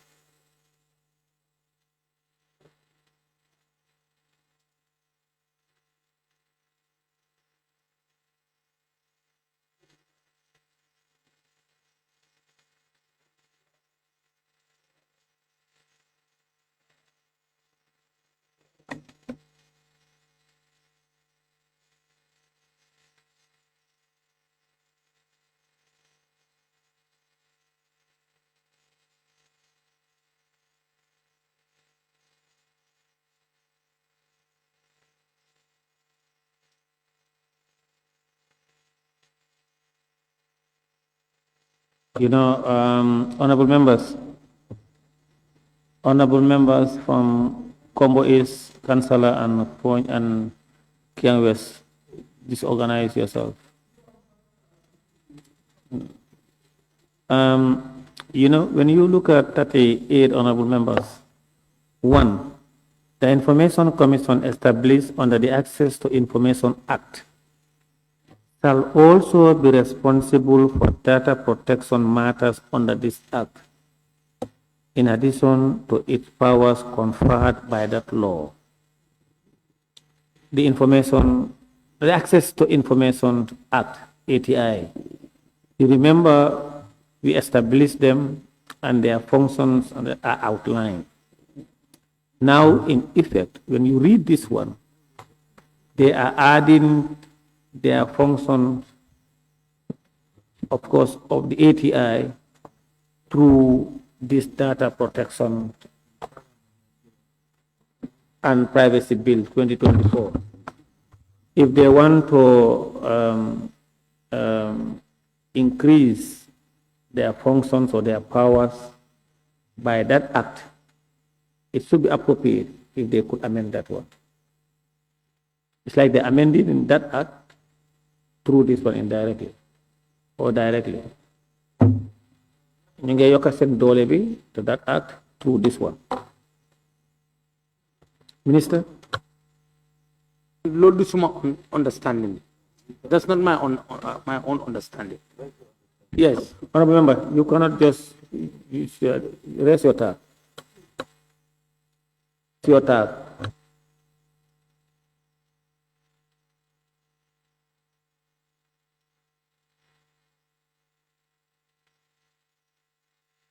Yes, please, go and take your seat. Honorable Speaker.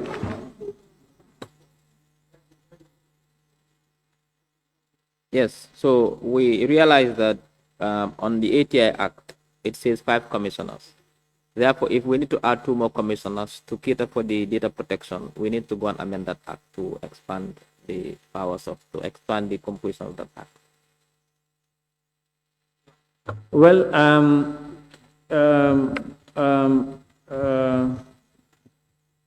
I think we have no problem. We are lawmakers. It's your right to put before this August Assembly any piece of legislation that you want.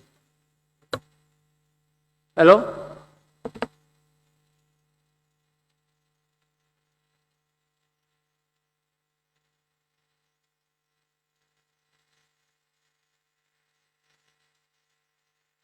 You know, Minister, even those 2 commissioners you're talking about here, you know, their functions, the funds of the commission for whatever is established under that act. So you cannot use this act to add to their functions. Yes, Senator Badibu. Yeah. Yeah, like if you said the Information Commission established under the Access to Information Act shall also be responsible for data protection matters under this act, in addition to the powers conferred by that law. But what law? Yeah, let's mention it. That's what we are No, saying. when you say by that law, you know, it's you know what I'm saying? Under the ATI law, yes, that they are inferring here. Yes, but it's only people who are in the committee or the minister and his team will understand. Law is for people. Okay, now let me help you. Okay, put up your mic, please. Now they are referring to that act, their function and their powers. They want to add them in that access to information act through this one. Senator Barry, are you following? They want to add their function and powers and whatever in that access to information act, but through this law. Honorable Speaker. Yes, please. 39 says the composition of the commission. The commission established under the Access to Information Act, that is the ATI, must include a commissioner specialized in personal data protection. But currently, that particular commission doesn't have someone who specialized. So like you said, we will amend that. But here we need to put, it says a commissioner. It caters for only 1. And we are looking for 2.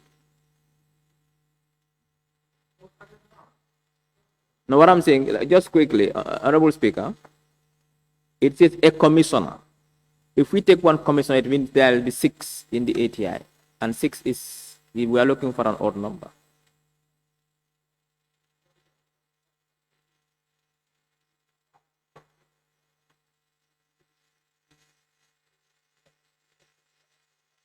We want to appoint more commissioners.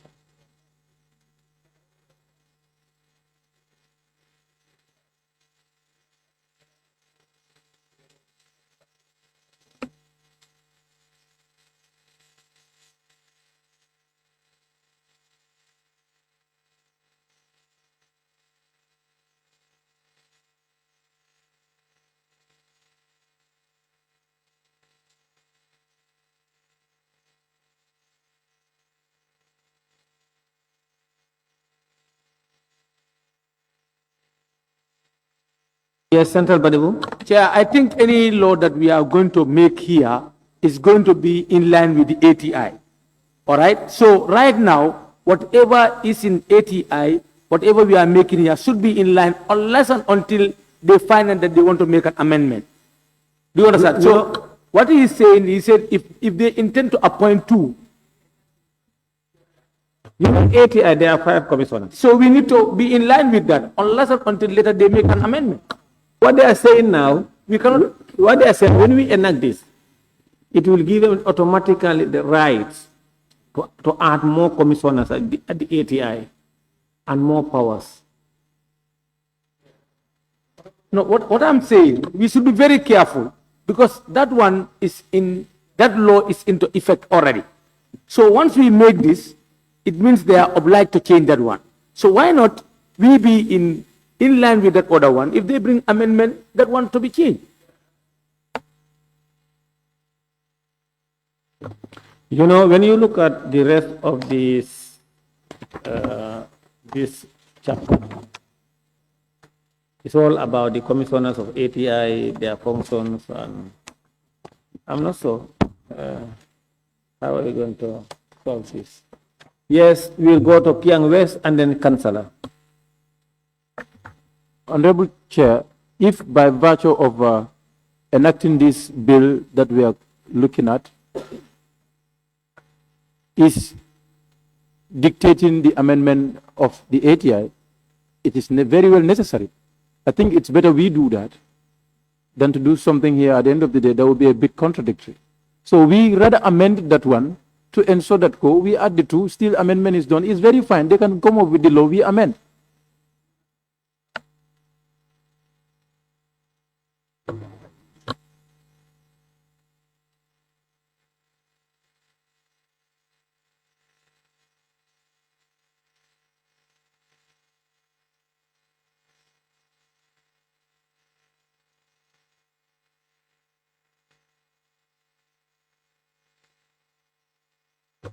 Because, you know, if you look at this one, the commission here is referring to the ATI commissioners. Not so, Minister. The commission here is referring to the ATI commission. Yes.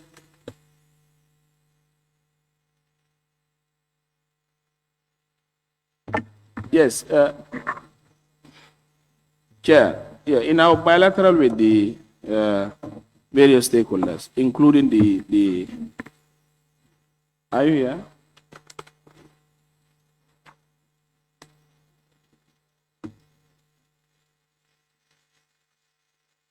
Please go ahead.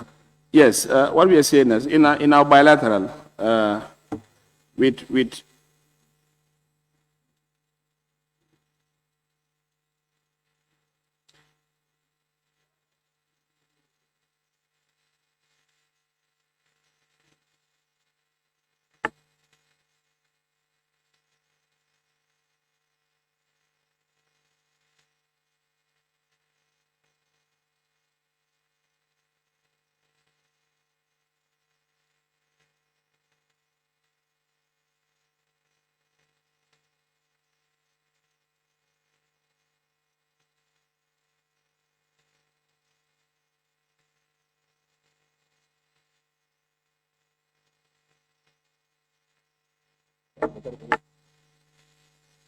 Now, honorable members, you see, yes. what I was what I was saying, because when you look at all the remainder of this thing now, they indirectly seek to amend or to increase their functions and powers and membership and composition of the Access to Information Act, which is not correct.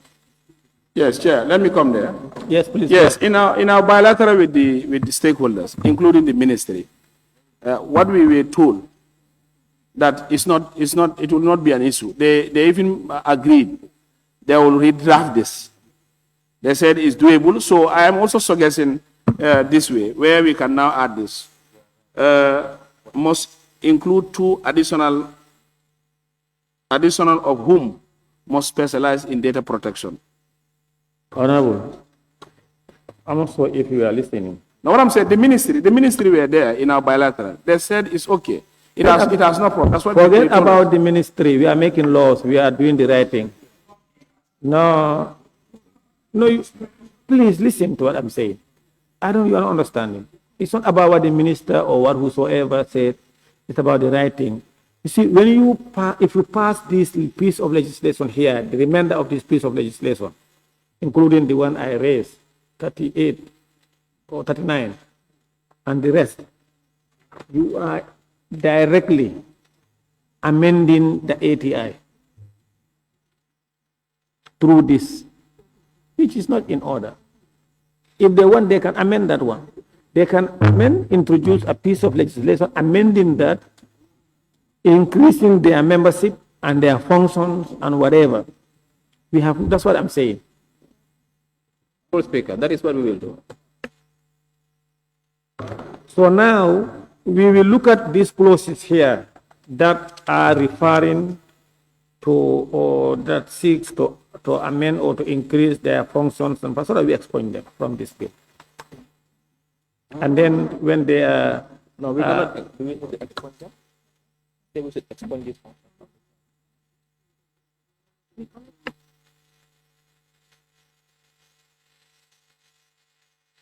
Chair.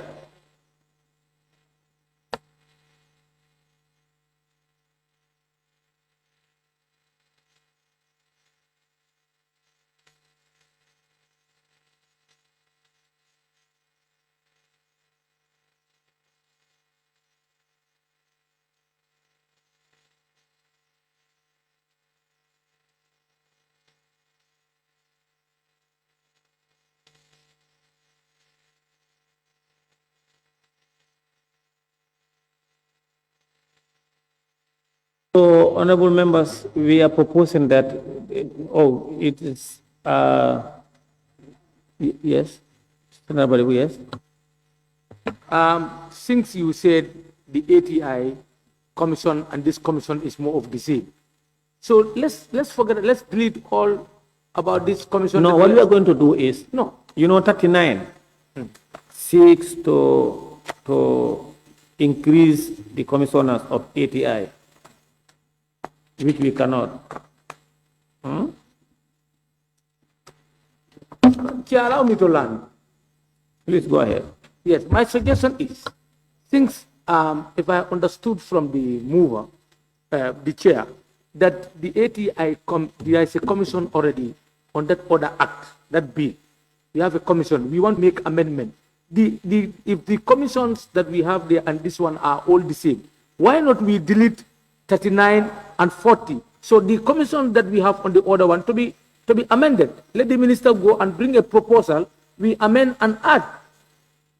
Now, what I'm saying, to compromise, please put up your mic. Now, 39 seeks to amend the ATI through this one. It's not appropriate, it's not in order. We will delete 39. But when you look at this bill, if you look at this bill, they define commissioners. They define commission as commissions of the access to information, which is not bad. So now all what they refer here as commission to access to information, no problem. But the attempt to amend that and increase the membership from 5 to 7 here is not appropriate. They must introduce an amendment to the ATI to increase the membership of the commission. Opasalo? Yes, Chair. During the consultations, I think this was one of the key areas we wanted to definitely clarify with the Minister and also with the Minister of Justice. The position of the Minister of Justice is this, that if the Ministry of Information intends to add 2 more commissioners, it can be referenced from this bill, and that will automatically change it. They said it's no need for that ATI bill to be amended. There is no need, according to them. They said we can do the amendment here, and it will reflect, those 2 will reflect the other one, if that's what you want. That's what they told us. And that's the reason why we wanted the Minister to give clarity on that. But the position of the Minister of Justice was that if that's what the Minister of Information wants, they want to increase the number of commissioners, that can be referenced in this law and will automatically take effect on the other side. Now, in amending laws, there are processes and procedures established by the Constitution, not the law. So we have not done, you cannot amend that act through this one. No.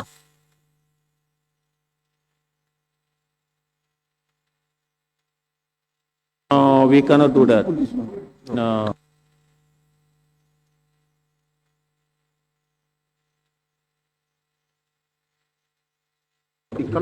No, Chair, you cannot do that, Chair. You cannot.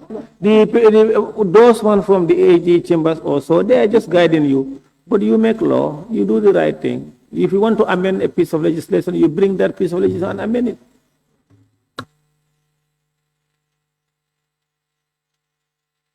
Okay. I think we should not delete 39 and 40. Deleting 39. Why?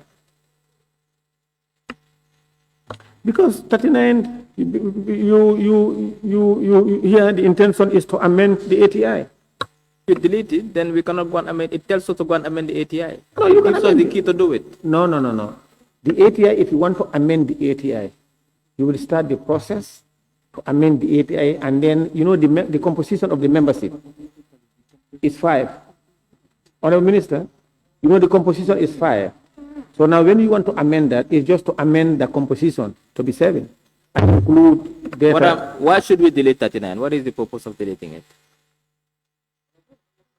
39 want to amend Access to Information Act through this piece of legislation, which is not appropriate. You can amend the ATI Act to reflect this one. The ATI Act, you know, this one, the ATI. I understand that, yes. Now, when you want to, if you want to add the membership, you will seek a piece of legislation to amend the ATI Act. And then this clause, you will only take this clause and add it to that. Now you will use this clause to amend that, insert it inside that the ATI. You will publish it in the Gazette, you come here next session or March to amend the ATI and increase the membership from 5 to 7 to include specialists in IT or data.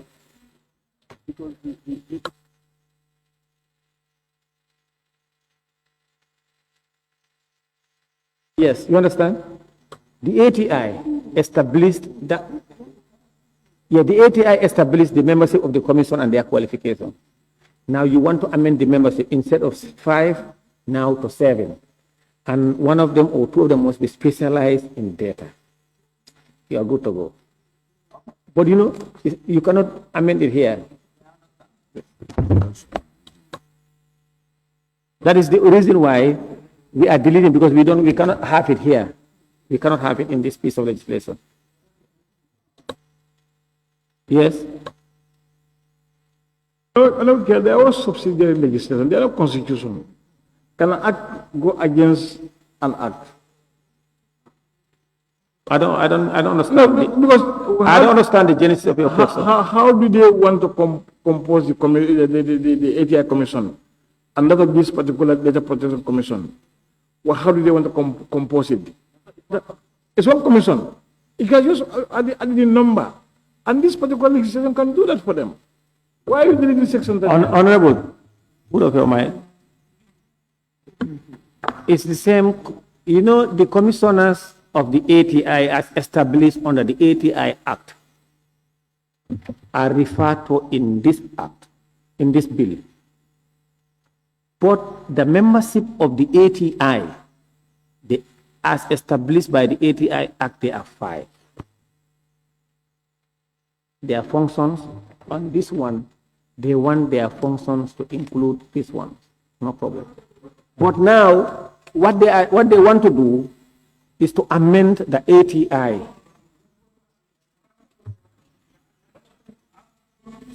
Listen, honorable members, listen. Honorable members, listen. Honorable members, listen. How many commissioners are in the ATI as established by the ATI Act? Huh?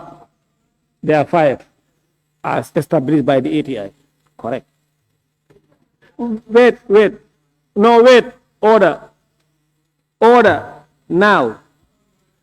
That is a law under that act that establishes the composition and the membership. Now, order Serekuna and Jokado. Please stop what you're doing. Now, what they want, now when we pass this section 39, remember that composition is 5. After passing this, would the ATI commission members remain the same or they will increase to 7? Correct. Use your mic. They will increase by 7 by this particular law, data protection law. Thank you. Yes. Then that means the composition as enacted by Parliament for that membership by 5 have now been increased to 7 by this law. Who use your mic? I don't care. They have been increased. They would have been increased by 2. I don't care. They are amalgamating. They would have been increased by 2, not so. No, they are amalgamating the commission together. Just to minimize cost for the government. That's their intention here. Their intention is to amend that one. Amalgamate the 2 commissions. Where? Which law? Data protection and ATI. Which law? There are no two commissions to amalgamate. It's only one commission. It's only one commission. And this provision want to amend that composition by 7. No. Yes, Honorable Councillor. The issue at hand is, can you check clause 39? What does it say? Composition of an act. ATI is already in place. 5. The That's what I'm saying, it's 5. The membership shall be 5. That one is 5 already. Correct. Correct. It's a subsidiary legislation. This one we are also in the making. This one is in the making. We are also in the What do you mean making. by subsidiary legislation? It's an act. This one also is going to be an act if it's passed. It's not subsidiary legislation. Do you know what a subsidiary legislation is? No, that's what I'm saying. Is that not an act? No, is it a you constitution? cannot say that. You cannot say that. On the No, is it record. a constitution? ATI is a constitution. It's an act. I agree. But So you this said- one also is an no, act in making. No, you said it's a subsidiary. So now, maybe I'm saying, in terms of law, if you add 2 here, does it deteriorate? What Honorable is saying is that the essence is to amalgamate the 2 to reduce cost. That is the whole agenda. The whole idea here, day one, Yes. is to amend the composition of the No. Ask for the committee and what we meet. committee. Us. The You want ICT to- committee. Yes. Ask what? I said the ICT, it's not about what they want there. It's about how we want to put it, including the ministry. You want to do it? Eh? How do you want to do it? Adding this one to the other one. This is how the committee. This is what we want. Honorable members, wait. Wait. I shall wait. Wait. Yes. Now, what you want is to add this one to the API, not so? Yes. Okay, wait. Since you became a member of parliament, and all members of parliament around the world, have you ever done that or seen that? Thank you. We, as members of parliament, and a committee responsible for this act. No, wait. Listen. No, wait. You have to hear. You have asked me a question. Be patient. If you not be patient, you will not be able to. It is a job that is assigned to us. Can I just continue? So It is a job that is assigned. What we have agreed is Can I just continue? adding this one there, and that's what we met as a committee, and we involve stakeholders, including the ministry. So it's not about being parliament or X, Y, Z. It is the committee. What we are proposing, maybe you want that way, but not the committee there. Okay, let me tell you. Our committee proposal is not what you are saying. No, Yeah, Honorable Speaker. let me end this. What I am saying, honorable member, this clause 39 seeks to amend ATI improperly. You disregard of procedures, legal procedures. No. Now what they are going to do is, the minister said they will amend that, the composition. And that's the right Because way. the problem is, Minister, yes. the problem we'll have is that if we use this route, you are right, because in that act, the criteria, tenure, all those things are there. So we cannot use this one to automatically amend that one. So the best thing is to remove 39 and go and amend that constitution. That particular ATI law, so that we can be able to include. Thank you, Minister. That does it for this clause. We are deleting 39. No, you don't need to delete 40. You can leave 40. You can leave 40. Yes, Chair. Yes. I would like to move that clause 39 be deleted. Any seconder? It has been moved and seconded that clause 39, composition of the commission, be deleted from the bill. Yes. Those in favor, please say aye. Aye. Those not in favor, please say no. Ayes have it. And now, Chair, we need to reward 40. Now, 40 will now be 39. Now here, the commission shall, it indicates this. Chair, yes, we need to now match the function of this one to the ATI. Yeah, now that's Now why. we say in addition to the function on ATI, Yeah. the commission also would. Exactly. On 41. Yes. You know the commission shall. You say in addition In to the function. Exactly. Yeah, the drafter. Yes. It is proposed that yes, Speaker West. Honorable Chair, are you telling us, because we have the functions of the commission, and the functions of the commission on the ATI have been specified. But you are adding more functions now. It's also an amendment. No, this bill, they seek to administer it through a commission. But the ministry want this bill to be, and the ATI bill for act to be administered by same commission. The same commission. So now the functions of this commission, because in the commission here, it's defined. The commission is defined as commission of by access to information commission, members of the access to information commission. On the section 2, let's go to section 2, interpretation. Look at commission, mean the information commission established under the Access to Information Act. That is correct. So, exactly. Yes, Central Body. If you look at the functions here, we know that there are additional functions. So since we are making amendment with the access to information, just allow me, the new elements that are found under the functions, let them amend it there. No. They are different. Yeah, no, all the functions under this law. No, Minister, order. Anyone, please. Order, send Lower Salem, order. Upper Salem. The ministry, they want this bill to be administered by the Access to Information Commission. So therefore, all the functions of this bill will stay here, but because they have stated clearly in the definition, the functions or the commission here means commissions established under the Access to Information Act. So the composition is just to amend that one, but all these functions, they will. It is proposed that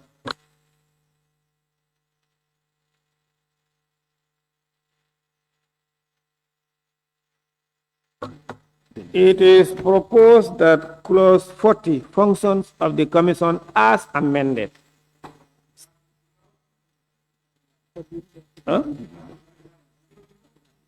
Yes, now, of course, and also as amended, because 39, 40 and the rest all will be amended. But we will just say 40, 41, 42. But when they are printing, 40 becomes 39 and 41 becomes 40. Hold on, there are some amendments we need to make. All right, go ahead. Now, on the 41G, submit to the court any legislative or administrative act. That word court should change to ministry. On 41G at the bottom. Honorable members, are you following? Are you there? Yeah. It cannot be to the court. It should be to the ministry. Submit to the court. Yes. Any legislative or administrative act. Exactly. That is, yes. So the commission don't deal with the court, they deal with the ministry. Submit to the ministry. Yes. And here the ministry means, it's yes. defined there. It means the Ministry of Information, Media and Broadcasting. Yes. And 41H, if you turn to the next page. Then, honorable members, are you following 41H? Yeah, to delete the phrase, the President and the National Assembly. They want to, can you go to H? H, yes. Now it says advise the President. They want to delete, look at H. Yes. Advise the President and the National Assembly. So we delete President and National Assembly. To say advise the government and other institutions on matters related to the right to data protection and privacy. Yeah, and you see they will do that also through the ministry as well. Exactly. Okay. Are you following, honorable member? Then 41S, the last one, they say delete the phrase similar indicators and replace with. Are you seeing S? At the bottom. Delete similar indicators and replace it with and compliance report on data controllers. Compliance report on data controllers. S. Look at S. Yes. At the end it says similar indicators. Yes. So we want to remove similar indicators. Are you following? Yeah. and replace it with compliance report on data control. Honorable members, are you following? And compliance report on data controller Exactly, yeah. will be added immediately after changes, and you delete and similar indicators. Yes. Any, is that all? Member for Kiang West. G, which reads submit to the court, which has been changed now to submit to the ministry. And let's know the intention of why submit to the court, and now why would that be changed to submit to the ministry? The commission cannot submit their report to the court. Yes. You don't submit They report under the aligned ministry. It's as simple as ABC. But, Honorable Chair, how can the commission submit their report to the court directly? Even if government want to go to court, they go to court through the Ministry of Justice or the police. so why would, Honorable Chair, No, you are not serious. Honorable Chair, so why would they submit to the ministry instead of the court? They cannot. How can they submit to court? How can they submit their report to court? Are they under the court? They are under the Ministry of Information. Honorable members, it is proposed that clause 40, functions of the commissions as amended stands part of the bill. Those in favor, please say aye. Those not in favor, please say no. The ayes have it. Class, we may proceed. Clause 41, powers of the commission. Clause 41, Chair. The committee recommends that clause 41 stands part of the bill with the amendment below. On subclause B, to amend the subclause to reflect the use of law enforcement after obtaining a court order. Simply, we don't want to endanger the commissioners or their staff in the execution of certain actions or certain functions. So if there's a court order, then they can use law enforcement through a court order. 41. 41B. No.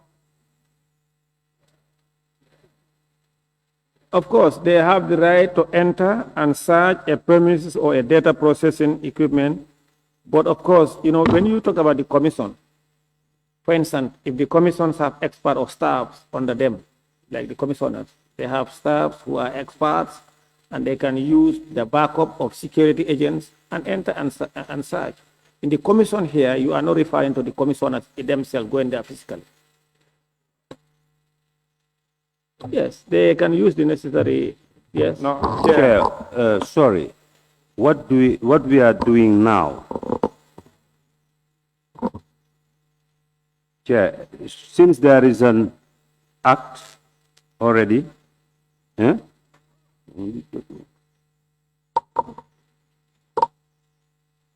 Yes, please go ahead. That is are we not in accordance with the section 54 of their act. Yeah, but are we not doing what you are avoiding here? What happened in section 39? Like what? Already there is an act to that commission. On which clause? Clause 40, all the one. All this, the rest of the clauses that we are dealing with. Honorable member, you are out of order. No, I'm not out of order. No, Listen here. No, but it's talking of the same commission. No, you know, honorable members. But you have to listen to me. Okay, please go ahead, sir. Exactly, so that you can understand what I'm All saying. right, sir. Already there is an act. Yes, sir. That deals with the commission. So what we are dealing with now, is it speaking the same language with that act? Yes, you know what this is saying? In addition to... Because I'm confused here. Because you are talking of... okay. Let me help you. It's saying in addition to its powers under the Access to Information Act. You remember the commission here is referring to the commission under the Access to Information Act. We have the legal standing to enact laws to empower existing commissioners or existing institutions to manage and administer those pieces of legislation that we are enacting. In addition to all those functions, that commission, the commission, this bill is referring to the commission under the access to information. They can do A, B, C, including B, enter, and search. When you look at the Access to Information Act, they have such powers under Section 54.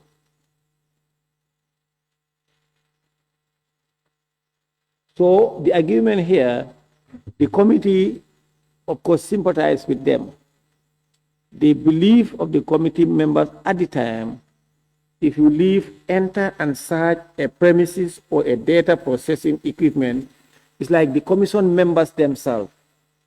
It said for safety to use the law enforcement. That's what the commission, the committee is suggesting.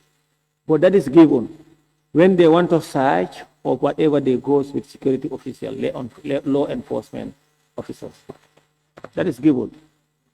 My argument is like clause 40. No, when we finish, we will come to argument. After the, when we finish the bill. We are dealing with this because the reason you advance why we delete clause 39 is it is seeking to amend. Clause 39 wanted to amend, and yeah, they wanted to increase. Let me just tell you here. Now, in this act, in this bill, the functions of the commission here, we are dealing with it. Already there is an act in place that talks about the commission. Are they speaking the same language? Yes, you know this body corporate that we want to establish here.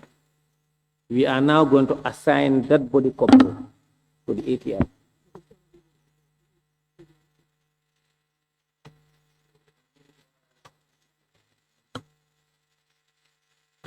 Yeah, Chair, are you okay? Can we move on? We leave B as it is? No. We agree with the proposal by the chair. Yeah. You want us to delete B? Exactly. Yeah, we add with law enforcement and getting a court order. No problem. Yeah, because it is proposed that clause 41, powers of the commission as amended stands part of the bill. Those in favor, please say aye. Those not in favor, please say no. The ayes have it. So now we are, is the same as amended. Yeah. Clerk, let's proceed. Clause 42, penalties and fines imposed by the Commission. Chair, clause 42, penalties and fines imposed by the Commission. yes, the committee wanted more clarity from the minister on this. Because it doesn't really look very clear. It seems that you are giving the powers to the commission to find this data subjects and stuff like that. So we just wanted to get a better understanding. Honourable Minister, please. If that's the intent.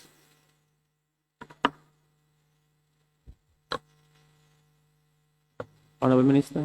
We'll have an enforcement regulation, and these fines will be in the enforcement regulation. Okay. It is proposed that clause 42, penalties and fines imposed by the Commission stands part of the bill. Those in favor, please say aye. Those not in favor, please say no. The ayes have it. Clause 43, cooperation between data protection supervisory authorities. Clause 43, cooperation between data protection supervisory authorities.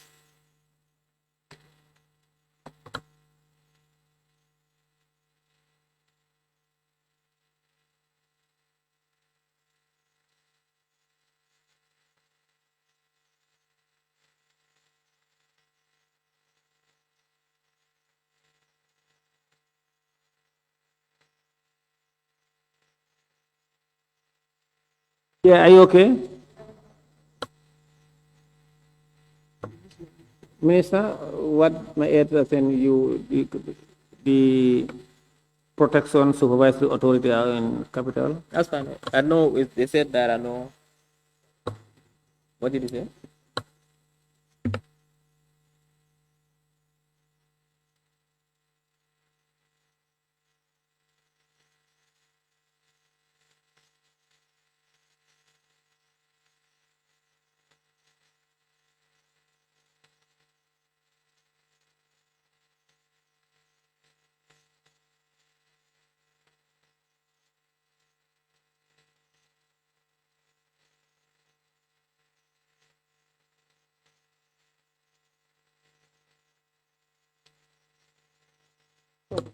It is proposed that clause 43, cooperation between data protection supervisory authorities, stands part of the bill. Those in favor, please say aye. Those not in favor, please say no. The ayes have it. Clerk, you may proceed. Yes, Part 11, miscellaneous, clause 44, funds of the commission. The committee recommends that subclauses 1 and 2 should be deleted to indicate that the funds of the ATI commissions only suffices. Because it's the same commission, so therefore we believe there is no need to elaborate all with their funds because you're going to use the same funds. Huh? You are deleting 44. No. It's 1 and 2. You are deleting 1 and 2. And in fact, and that would also remove it. So what we are saying is we should maintain it. the funds of the commission. But it doesn't really spoil and it doesn't really have any implication. Yes. No. You see, it's the same. It's one commission, and you've already created the funds for the ATI. So the funds for the ATI only suffice. They don't need to add anything. Yeah.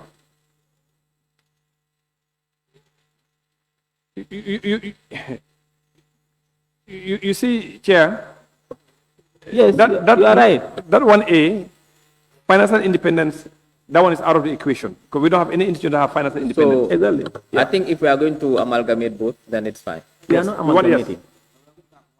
Yeah, because it's only one. Yes, just one. Yes. Okay. So we can just put an amendment where it says the funds of the funds of the ATI. Yeah, it's like so now we are deleting 44. No, you are not deleting. It's an amendment.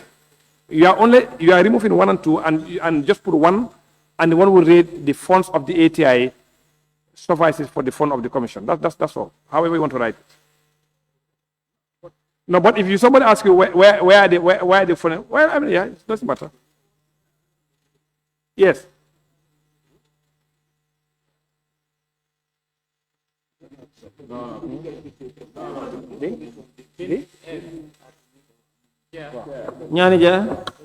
Since it is captured in the ATI, I think it's unnecessary. At least delete. No, it's not. No, it's not. The funds of the ATI suffice. Already in the ATI, there is funds are created in the ATI. So why did? Then you said for the funds of the API applies to this. These funds of the ATI applies to this. You see, if you look at the ATI, it tells you funds of the commission on the ATI. And it says the funds of the commission shall consist of A, monies such as may be approved by the National Assembly. B, any monies received, etc., etc. So wait, the other thing you do is you reference the section of the ATI. That's all you do. Not just say the funds of the ATI. That's what you're saying. But don't delete it. Just amend it. Yeah. I'll go with the recommendation of the chair. To delete everything and only to say that the funds of the commission is the funds of the API. Yes. I mean, it's the same fund because it's the same commission. Now, okay, order, honorable members, order. Now, you said the fund of what? Because it's one commission. The funds of what? The ATI commission will be used as for this as well to implement this. Use as what? To implement the functions of this act. No, because it's going to be used as order here. Function of what? Because this commission is the ATI commission. This commission is the ATI commission. Now this commission, you have established their funds on section 70. On the ATI, it's there. Yes, so we refer to that. No, you are not referring because here, the commission here is the ATI itself. No, you have referred to the commission. The ATI is the commission. No, what I'm saying is that under the ATI Act, there is a section called Funds of the Commission, isn't it? That should apply here. You know why it cannot apply here? Because it's the same commission. Already, it's the same commission. Already it's been provided. So you don't need to put it. No, because it's been.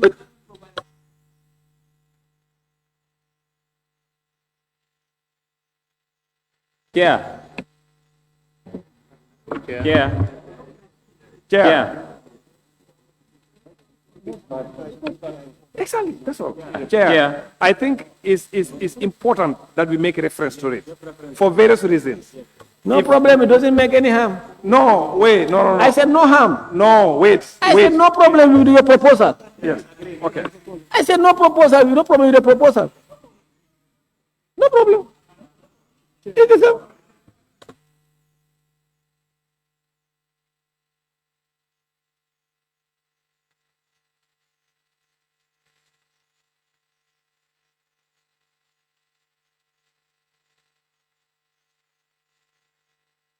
you know, when you are even, hello, order, honorable members, order. Even if you want to separate them in the next 100 years, then you must amend this. Because you have to go and amend this to say the commissioners mean commissioners established under this act. And then then you will go and create their own functions and their own form.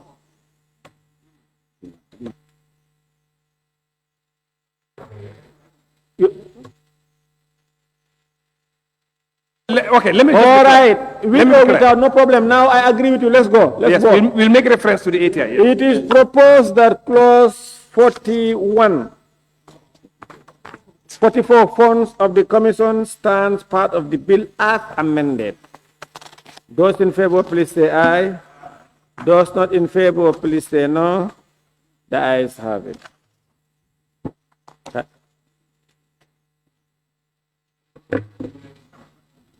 Clause 45, regulations.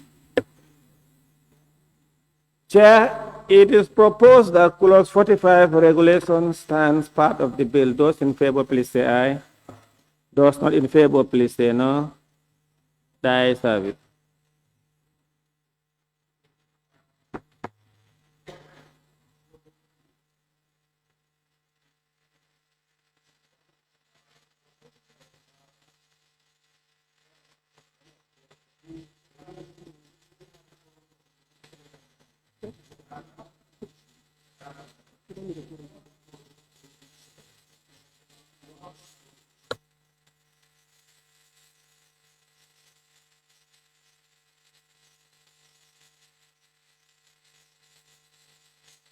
Honorable members, the House will now resume.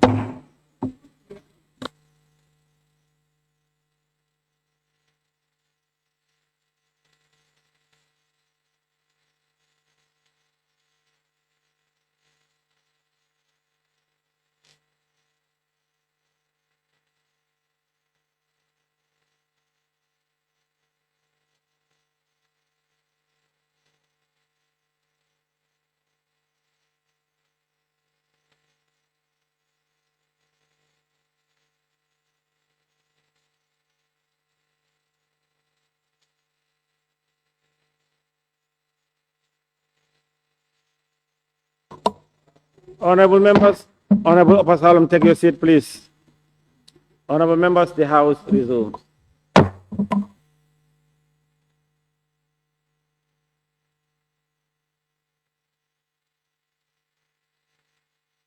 Honorable members, I think that was a very good exercise following a very delicious meal.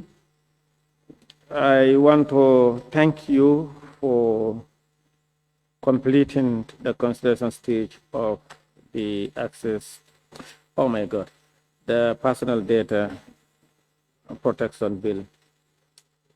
Honorable members, the third reading of the Personal Data Protection and Privacy Bill 2025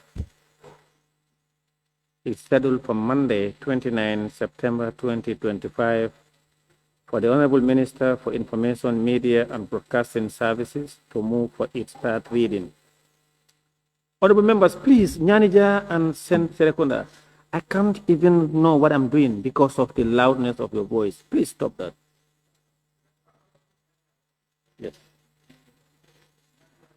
Order, honorable members, please. Please, honorable members, order.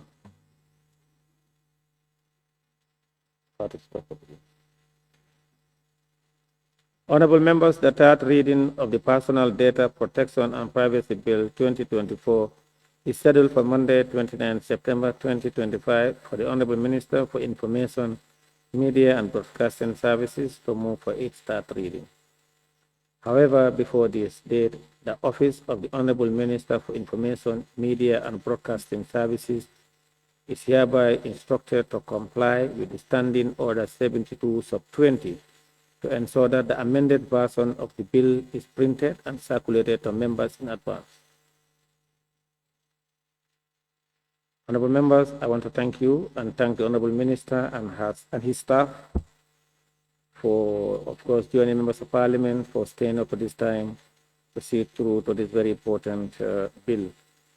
Honorable members, be it resolved that this August Assembly to stand adjourned until Monday, 22nd September 2025. Those in favor, please say aye. Those not in favor, please say no. The ayes have it. The Assembly now stands. Order, honorable members, order. Chief, please take your seat. This Assembly now stands adjourned until Monday, 22nd September 2025 at 10 a.m.